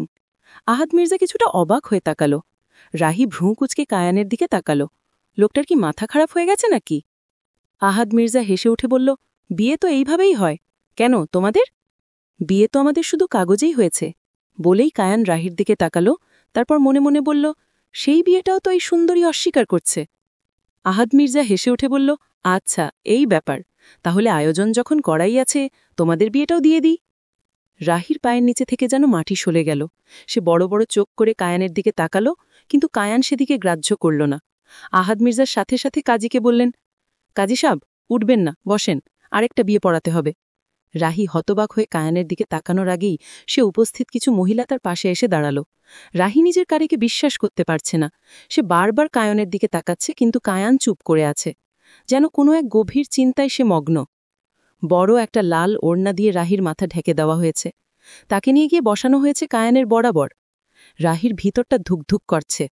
কি হচ্ছে এসব? ওইসব কি সত্যি নাকি মিথ্যে? রাহি দ্রুত নিঃশ্বাস ফেলতে লাগল। কেন হচ্ছে এইসব? নিজের বিস্ময় কমাতে পারছে না সে কিছুতে। কিছুক্ষণ পর কাজী বিয়ে পড়ানো শুরু করল। প্রতিটা শব্দ কম্পনের মতন অনুভব হচ্ছে রাহির কানে। সে বাকরুদ্ধ। কি করা উচিত তার? তার ভাগ্যে কি এটাই ছিল? যখন রাহির সই করার পালা এলো, কায়ান লক্ষ্য করল রাহির হাত কাঁপছে। অনেকক্ষণ সময় পর যখন সই হয়ে গেল, এরপর কবুল বলার সময় রাহি নিজেকে পৃথিবীর সবচেয়ে অসহায় মনে হচ্ছিল। বাধ্য হয়ে যখন তাকে কবুল বলতে হলো, তখন চোখ দিয়ে দুফোঁটা অশ্রু গড়িয়ে পড়ল। কায়ান সবটাই দেখল, তবুও অন্তরে কোথায় যেন একটু সুখ খুঁজে পেল। রুদ্র তখন রাহির খোঁজে ছিল। রাহিকে ফোনে পাওয়া যাচ্ছে না। বিয়ের স্টেজে এত ভিড় থাকায় কৌতূহলবশত সে এগিয়ে এলো। বিয়ের কাজ শেষ হতেই কায়ান এগিয়ে এসে রাহির ঘমেটা তুলে তার অশ্রু ভেজা গাল দুটি স্পর্শ করে তার চোখের জল মুছে দিয়ে কপালে ভালোবাসার চুমু খেল। উপস্থিত সবাই সেই দৃশ্য দেখে আবেগে আপ্লুত। কিন্তু রুদ্রের চোখ বেরিয়ে আসার উপক্রম হল। আরহান ঈশার পাশে বসে আছে। ঈশা আইসক্রিম খাওয়ার জেদ ধরেছে, অথচ তার ঠান্ডা লেগে আছে। আরহানও জেদ ধরেছে আইসক্রিম খাওয়া যাবে না। দুজনেই জেদ ধরে পাশাপাশি বসে আছে, কেউ কারো সাথে কথা বলছে না। এমন সময় আরহানের ফোনে টুং করে একটা মেসেজ এলো। সে বিরক্তি নিয়ে ফোন খুলে মেসেজ অন করতেই দেখল রুদ্র ভিডিও পাঠিয়েছে। আরহান ভ্রুকুচকে ভিডিও অন করতেই কায়ান রাহির বিয়ের মুহূর্তটা এলো। আরহানের চোখ সানা বড়া হয়ে গেল। ঈশা পাশেই গাল ফুলিয়েছিল।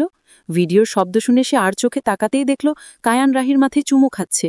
ঈশার মুখ হাঁ হয়ে গেল। ঈশা আরহানের কাঁধের ওপর দিয়ে এসে বলল, এসব কি? চলবে।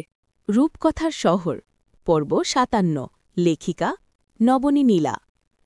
আরহান ভ্রু কুচকে ভিডিও অন করতেই কায়ান রাহির বিয়ের মুহূর্তটা এলো। আরহানের চোখ ছানাবড়া হয়ে গেল। ঈশা পাশেই গাল ফুলিয়েছিল। ভিডিওর শব্দ শুনে সে আর চোখে তাকাতেই দেখল কায়ান রাহির মাথায় চুমু খাচ্ছে। ঈশার মুখ হা হয়ে গেল। ঈশা আরহানের কাঁধের ওপর দিয়ে এসে বলল, এইসব কি? আরহান পলক্ষীন দৃষ্টিতে তাকিয়ে আছে। সে রীতিমতন বাক্রুদ্ধ। ঈশা আরহানের হাত থেকে ফোনটা নিয়ে ভিডিওটা আবার দেখল। তারপর বলল, বিয়ে করে ফেলেছে? কিছুক্ষণ চুপ থেকে আরহান বলল, বিয়ে করেছে নাকি নাটক করছে? ফোনটা হাতে না পেলে কি করে শিওর হব? ঈশা আর চোখে আরহানের দিকে তাকালো। তারপর সাথে সাথে ফোনটা টি টেবিলে রেখে দিয়ে মুখ ঘুরিয়ে বসে পড়ল। যত যাই হোক, দুনিয়া এই দিক থেকে ওই দিক হয়ে যাক, ঝগড়া থামানো যাবে না। এটা চলছে, ও চলবে। আরহান একটা তপ্ত নিঃশ্বাস ফেলে তাকালো। দেখেছ কেমন জঙ্গলি বান্দরের মতো আচরণ? টেবিলের উপর থেকে নিজের ফোনটা নিয়ে রুদ্রকে কল করল আরহান। আরহান কাউকে কল দিচ্ছে টের পেয়ে ঈশা কিছুটা আরহানের দিকে পিছিয়ে আসলো। অন্যদিকে তাকিয়ে কানটা একদম ফোনের কাছাকাছি রাখল। আরহান ভ্রু কুচকে ঈশার কাণ্ডকারখানা দেখছে। রুদ্র কল ধরে ওপাশ থেকে বলল, হ্যালো স্যার। কিসের ভিডিও পাঠিয়েছ? কি হচ্ছে সেখানে? স্যার, আমি নিজেও বুঝতে পারছি না, তবে কায়ানের সাথে রাহির বিয়ে হয়ে গেছে মনে হচ্ছে। ওপাশ থেকে এই কথা শুনতে ঈশা কানটা আরও খাড়া করল। রুদ্র আরও বলল, এই দিকে যে কি হচ্ছে স্যার? বিয়ে হয়ে গেছে মানে? কিভাবে হলো এসব? জানি না, আমি আশরাফ মির্জার দিকে খেয়াল রাখতে ব্যস্ত ছিলাম। কাল রাতেও তার ড্রিঙ্কসে কি যেন মিশিয়ে দিয়েছিল। পুরোটা খাওয়ার আগেই আমি চেঞ্জ করে ফেলি। তারপর রাতে তার রুমের আশেপাশে সন্দেহজনক অনেকেই ঘোরাঘুরি করতে দেখা যাচ্ছে। কেন? আশরাফ মির্জার সিকিউরিটি নেই? সে কি এইভাবেই ঘুরে বেড়াচ্ছে? কি করছে বুঝতে পারছি না, কিন্তু তার সাথে সবসময় একটা মেয়ে থাকছে। মেয়েটাকে আমার সন্দেহজনক মনে হচ্ছে। হতেই পারে, এই ধরনের বড় ক্রিমিনালদের দুর্বলতার জায়গা ওই একটাই। মেয়েটার দিকে নজর রাখো, জানার চেষ্টা করো মেয়েটা কায়েনের লোক কিনা। মনে হয় মেয়েটা কায়েনের হয়ে কাজ করছে। সকালে কায়নার সাথে কথা বলতে দেখেছি। কায়ান যেন মেয়েটির সাথে কোনো যোগাযোগ করতে না পারে, সেই ব্যবস্থা করো। কিন্তু কিভাবে? রাহিকে জানাও, এই দিকটা রাহি সামলে নেবে। আর তুমি মেয়েটার ফোন, ফেসবুক আইডি সবকিছু সরাও। কাজ শেষ হলে মেয়েটিকে সেখান থেকে সরিয়ে আনো। Okay sir. কথা শেষে রুদ্র কল কেটে দিল। আরহান ফোনটা নিজের কান থেকে নামিয়ে রাখতেই দেখল ঈশার মুখটা তার একদম কাছে। আরহান কাছে আসতে ঈশা সরে গিয়ে ভ্রু কুচকে তাকিয়ে বলল, আচ্ছা, বিয়েতে বাবা মায়ের নাম লাগে তাই না? তাহলে ওরা জেনে যাবে না কায়ানের বাবা কে? আরহান আর চোখে তাকিয়ে বলল, তোমাকে কেন বলবো? তুমি আমার কোনো কথা শুনো? অবাধ্য বাদর হয়ে গেছ। ঈশা চোখ বড় বড় করে তাকিয়ে বলল, কি বললেন আপনি? আমি অবাধ্য বাদর? নয়তো কি? আরহান পাল্টা প্রশ্ন করল। গাল ফুলিয়ে বলল, তাহলে আপনি কি? আপনি একটা? বলি ঈশা থেমে রাগে নাকটা ফুলিয়ে তাকালো। কি বলবে সেটাই সে খুঁজে পাচ্ছে না। আরহান ঠোঁট চেপে হাসি থামিয়ে ঈশার কোলে মাথা রেখে শুয়ে পড়ল। তারপর বলল, বলো বলো, আমি কি? আপনি আপনি একটা ঝগড়ুটে সার। বলে ঈশা আরহানকে নিজের কোল থেকে ফেলে দিয়ে সে হনহনিয়ে রুমে চলে গেল। রাহিকে ফুলে সজ্জিত একটা ঘরে এনে বইয়ের মতন বসিয়ে দিয়েছে কিছু মহিলা। রাহি কোনোভাবেই নিজের বিরক্তি লোকাতে পারছে না। এটা কি হলো তার সাথে? তাহলে কি এটা কায়েনের কোনো প্ল্যান ছিল? মহিলারা চলে যেতেই রাহি ঘুমটা তুলে বসল। রাগে তার শরীর কাঁপছে। তখনই রাহির ফোনটা বেজে উঠল। রাহি কলটা রিসিভ করতেই রুদ্র বলল, হ্যালো অফিসার রাহি। হ্যাঁ। রাহি যতটা সম্ভব শান্তাসারে বলার চেষ্টা করল। তোমাকে একটা কাজ করতে হবে। কায়ানের উপরে একটু নজর রেখো। কোনোভাবে আজ রাতে আটকে রাখো। একটা বিশেষ কাজ করতে হবে। কায়ান বাইরে থাকলে সেটা সম্ভব হবে না। রাহি দাঁতে দাঁত চিপে নিজের রাগ আটকে ফোনটা কেটে দিল। বাহ, এটাই হওয়ার বাকি ছিল। খুব যেন ওই ঘরে ঢুকলে ওই বদমাইশটা বের হবে, যেখানে সে নিজেই তাকে বের করে দেওয়ার প্ল্যান করছে। এইদিকে তাকেই কিনা কমান্ড দিচ্ছে কায়ানকে আটকে রাখতে। রাহির যেন ধৈর্যের সীমা অতিক্রম হয়ে যাচ্ছে। কি করে আটকে রাখবে এই কায়ানকে? আটকে রাখা মানেই তো তার সর্বনাশ। কায়ান রুমে ঢুকেই দেখল রাহি উদ্গ্রীব হয়ে বসে আছে। কায়ানকে দেখতেই সে তার দৃষ্টি সতর্ক করল। হ্যালো সুইটহার্ট, বলেই কায়ান এগিয়ে এলো। রাহি কটমটে দৃষ্টিতে তাকিয়ে আছে। জলদি ঘোমটা টেনে বসুন, আমি ঘোমটা তুলে আপনার মুখ দেখব। কায়ান রাহির সামনে এসে বলতেই রাহি চেঁচিয়ে উঠল, আচ্ছা, বিয়ে কিভাবে হয় সেটা জানতে না, অথচ তুমি কিভাবে ঘোমটা টেনে তুলতে হয় সেটা ভালোই জানো? কায়ান ঠোঁট প্রসারিত করে হাসল। তারপর বলল, বিকজ আমি বিয়ের থেকেও বেশি বাসর রাতে ইন্টারেস্টেড। রাহি চোয়াল শক্ত করে তাকালো। ইচ্ছে করছে এক্ষুনি লোকটার মাথায় বাড়ি দিয়ে 2 ভাগ করে ফেলে। রাহি জোরে নিঃশ্বাস ফেলে নিজেকে শান্ত করল। কায়ান তার দিকে এগিয়ে আসতেই রাহি সতর্কতা অবলম্বন করে একটু পিছিয়ে গেল। কায়ান শান্ত ভঙ্গিতে বিছানায় বসল, তারপর বলল, your officially my wife now. Welcome Mrs Kayan. Rahi চোখ পিটপিট করে তাকিয়ে আছে। তার ভেতরে অস্থিরতা শুরু হয়েছে। বুকের ভিতরে জিমরিম করেই যাচ্ছে। কায়ানের এই দৃষ্টি তার মনে অদ্ভুত কালোড়ন সৃষ্টি করছে। কি বলবে, কি করবে, কেন হঠাৎ তার মাথা কাজ করছে না। রাহি তার পরেও বলতে চেষ্টা করল, খাপছাড়া কণ্ঠে বলল, আমি মানি না এই বিয়ে। কায়ান রাহির দিকে ঝুঁকে আসতেই সে চোখ বড় বড় তাকালো। কায়ান দূরত্ব কমিয়ে এনে বলল, মানতে হবে, এইবার আমি তোমাকে ছাড়ছি না। ইউ ক্যান্ট এস্কেপ নাও। রাহির চোখের দিকে তাকিয়ে বলে সে। রাহি চোখ পিটপিট করে তাকিয়ে আছে। সে কায়ানকে উস্কে দিতে চাইছে না, আবার তার কাছেও যেতে চাইছে না, কারণ দুইটাই বিপদ। কায়ান হদ বাড়িয়ে রাহির চুল বাঁধন খুলে দিল। তার ঘন কালো চুলগুলো নদীর শান্ত ঢেউয়ের মতন পিঠে গড়িয়ে পড়ল। রাহি রীতিমতন নার্ভাস হয়ে গেল। এক ঢোক গিলে কায়ানের দিকে তাকাতেই দেখল কায়ান মুগ্ধতার নিয়ে তার দিকে তাকিয়ে আছে, যেন কোনো প্রেমিক নিজের প্রেমিকাকে দেখছে। কায়ান হাত বাড়িয়ে রাহির গাল স্পর্শ করল। রাহি চমকে তাকালো। তারপর মুহূর্তেই রাহির গলায় মুখ ডুবিয়ে দিতেই রাহির শরীর কেঁপে উঠল। নিজের 2 হাতে কায়ানকে ঠেলে সরা দিতে চেষ্টা করেও ব্যর্থ হল রাহি। কায়ান রাহির 2 হাত শক্ত করে চেপে বলল, সুইট হার্ট, আমাকে বাধা দিও না, বাধা দিলে আমি আরও হিংস্র হয়ে যাব। বলে কায়ান রাহির দিকে তাকালো। রাহির চোখে মুখে অস্থিরতা স্পষ্ট। কায়ান রাহির কানের কাছে মুখ আনল। তার নিঃশ্বাস আছড়ে পড়ছে রাহির গলায়। তারপর ঘোর লাগা কণ্ঠে বলল, তাহলে আমি নিজেকেও সামলাতে পারব না। রাহির নিঃশ্বাস দ্রুত বেড়ে গেল। ঠিক তখনই কায়ানের ফোন বেজে উঠল। কিন্তু কায়ান সেটাকে সম্পূর্ণ অগ্রাহ্য করে রাহির আরও কাছে আসতেই রাহি সরে এলো। এটাই সময় এখন কায়ানকে দূরে সরানোর। রাহি নিচু স্বরে বলল, কে কল করেছে? I don't care. বলে রাহির কাছে আসতেই তার চোখে পড়ল বিছানায় থাকা ফোনের স্ক্রিনের ওপর ভেসে ওঠা নামটা। কায়ানের দৃষ্টি সেই দিকে সরতেই রাহি তার হাত ছাড়িয়ে পাশে থাকা রুমালটা কায়ানের মুখে চেপে ধরল। কিন্তু ধূর্ত কায়ান মুহূর্তেই মুখের সামনে থেকে রুমালটা সরিয়ে রাহির 2 হাত চেপে ধরল বিছানার সাথে। রাহি সাথে সাথে চোখ বন্ধ করে ফেলল। ভয়ে তার হাত পা ঠান্ডা হয়ে উঠেছে। চলবে চলবে চলবে। রূপকথার শহর, পর্ব 58, লেখিকা নবনী নীলা। কায়ানের দৃষ্টি সেদিকে সরতেই রাহি তার হাত ছাড়িয়ে পাশে থাকা রুমালটা কায়ানের মুখে চেপে ধরল। কিন্তু ধূর্ত কায়ান মুহূর্তেই মুখের সামনে থেকে রুমালটা সরিয়ে রাহির 2 হাত চেপে ধরল বিছানার সাথে। রাহির সাথে সাথে চোখ বন্ধ করে ফেলল। ভয়ে তার হাত পা ঠান্ডা হয়ে উঠেছে। বুকের ভেতর ধকধক করছে। তবুও সাহস সঞ্চয় করে চোখ খুলতে দেখল কায়ানের চোখ দুটো জ্বলন্ত আগুনের মতো, যেন শুধু বিস্ফোরণের অপেক্ষায় আছে। ছাড়ো আমাকে। রাহি মরিয়া হয়ে ছটফট করতে লাগল। কায়ান ঝুঁকে এলে একদম তার মুখের কাছে 1 ইঞ্চি দূর থেকে গর্জে উঠল। প্রশ্নই ওঠে না। তার কণ্ঠে দৃঢ়তায় রাহি সারা শরীর শিউরে উঠল। একদম আমার কাছে আসবে না, আমি মানি নাই বিয়ে। রাহি কঠিন গলায় বলল। কায়ান এক হাতে তার 2 কবজি মুষ্টিবদ্ধ করে আরও শক্ত করে চেপে ধরল। তারপর অগ্নি কণ্ঠে বলল, তুমি মেনে নিতে বাধ্য। কোনোদিনও না, ছেড়ে দাও আমাকে। রাহি মরিয়া হয়ে চিৎকার করতে লাগল। কিন্তু সে যতই প্রতিবাদ করুক না কেন, সে নিজেও জানে এই মানুষটার কাছ থেকে পালানো অসম্ভব ব্যাপার। রাহি ছটফটানি যেন কায়ানের ভেতরের আগুনকে আরও উস্কে দিচ্ছে। তার দৃষ্টি কেবল রাহির মুখেই স্থির। রাগ আর অধিকার বোধ মিলে কায়ানের বুকের ভেতর এক তাণ্ডব চলছিল। কয়েক মুহূর্ত রাহির চোখে চোখ রাখল সে, শান্ত অথচ কড়া স্বরে বলল, তুমি যতই চিৎকার করো, আমার হাত থেকে মুক্তি নেই। তুমি আমার, শুধু আমার, বুঝেছ? তুমি মানো বা না মানো। কায়না রাহির কানের কাছে ফিসফিস করে বলে উঠল। তারপর রাহির 2 হাত আরও শক্ত করে ধরে এক ঝটকায় তাকে নিজের খুব কাছে টেনে নিল। রাহির শ্বাস রুদ্ধ হয়ে গেল। তার শরীরের প্রতিটি স্নায়ু আতঙ্কে ছটফট করতে লাগল। তুমি আমার ছা থেকেও মুক্তি পাবে না, কায়ান দৃঢ় গলায় বলল।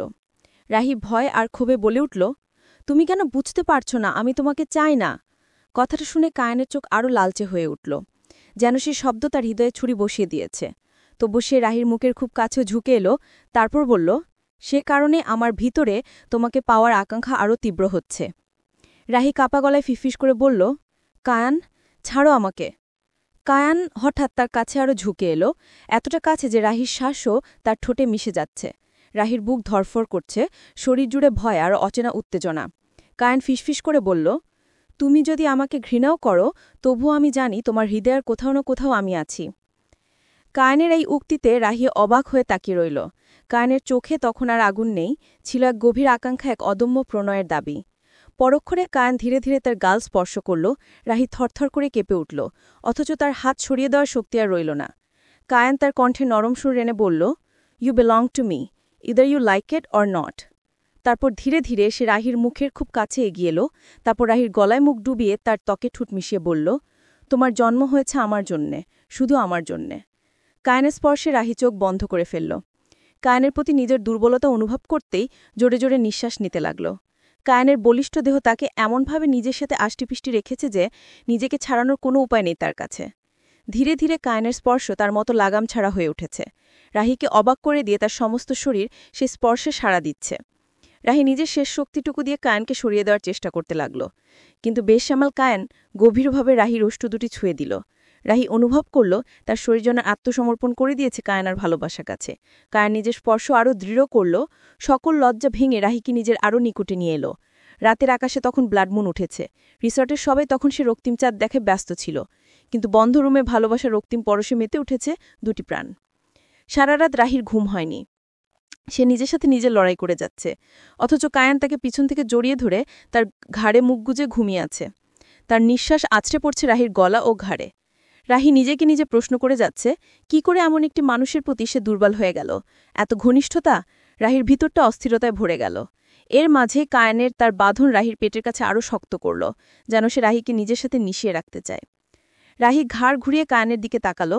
ঘুমন্ত এই মানুষটাকে নিষ্পাপ লাগছে, অথচ সমস্ত পৃথিবীর কাছে সে এক আতঙ্কের নাম। এই বিয়েটা সে অস্বীকার করবে কি করে? আর এই রাত, সবকিছু অস্বীকার করা কি এত সহজ? কিন্তু সে এটাও জানে এই সম্পর্ক শুধু তাকে কষ্ট দিয়েই যাবে। নিজের বিবেককে সে কখনোই বুঝাতে পারবে না কেন এই লোকটার কাছে সে আজ আত্মসমর্পণ করল, কেন সে দুর্বল হল, কেন কায়ানের চোখে তার জন্য এত ভালোবাসা দেখতে পায়। মানুষ কি সত্যি বদলায়? মানুষ হয়তো বদলায়, কিন্তু একজন মাফিয়া, সে কি বদলায়? না, কখনোই না।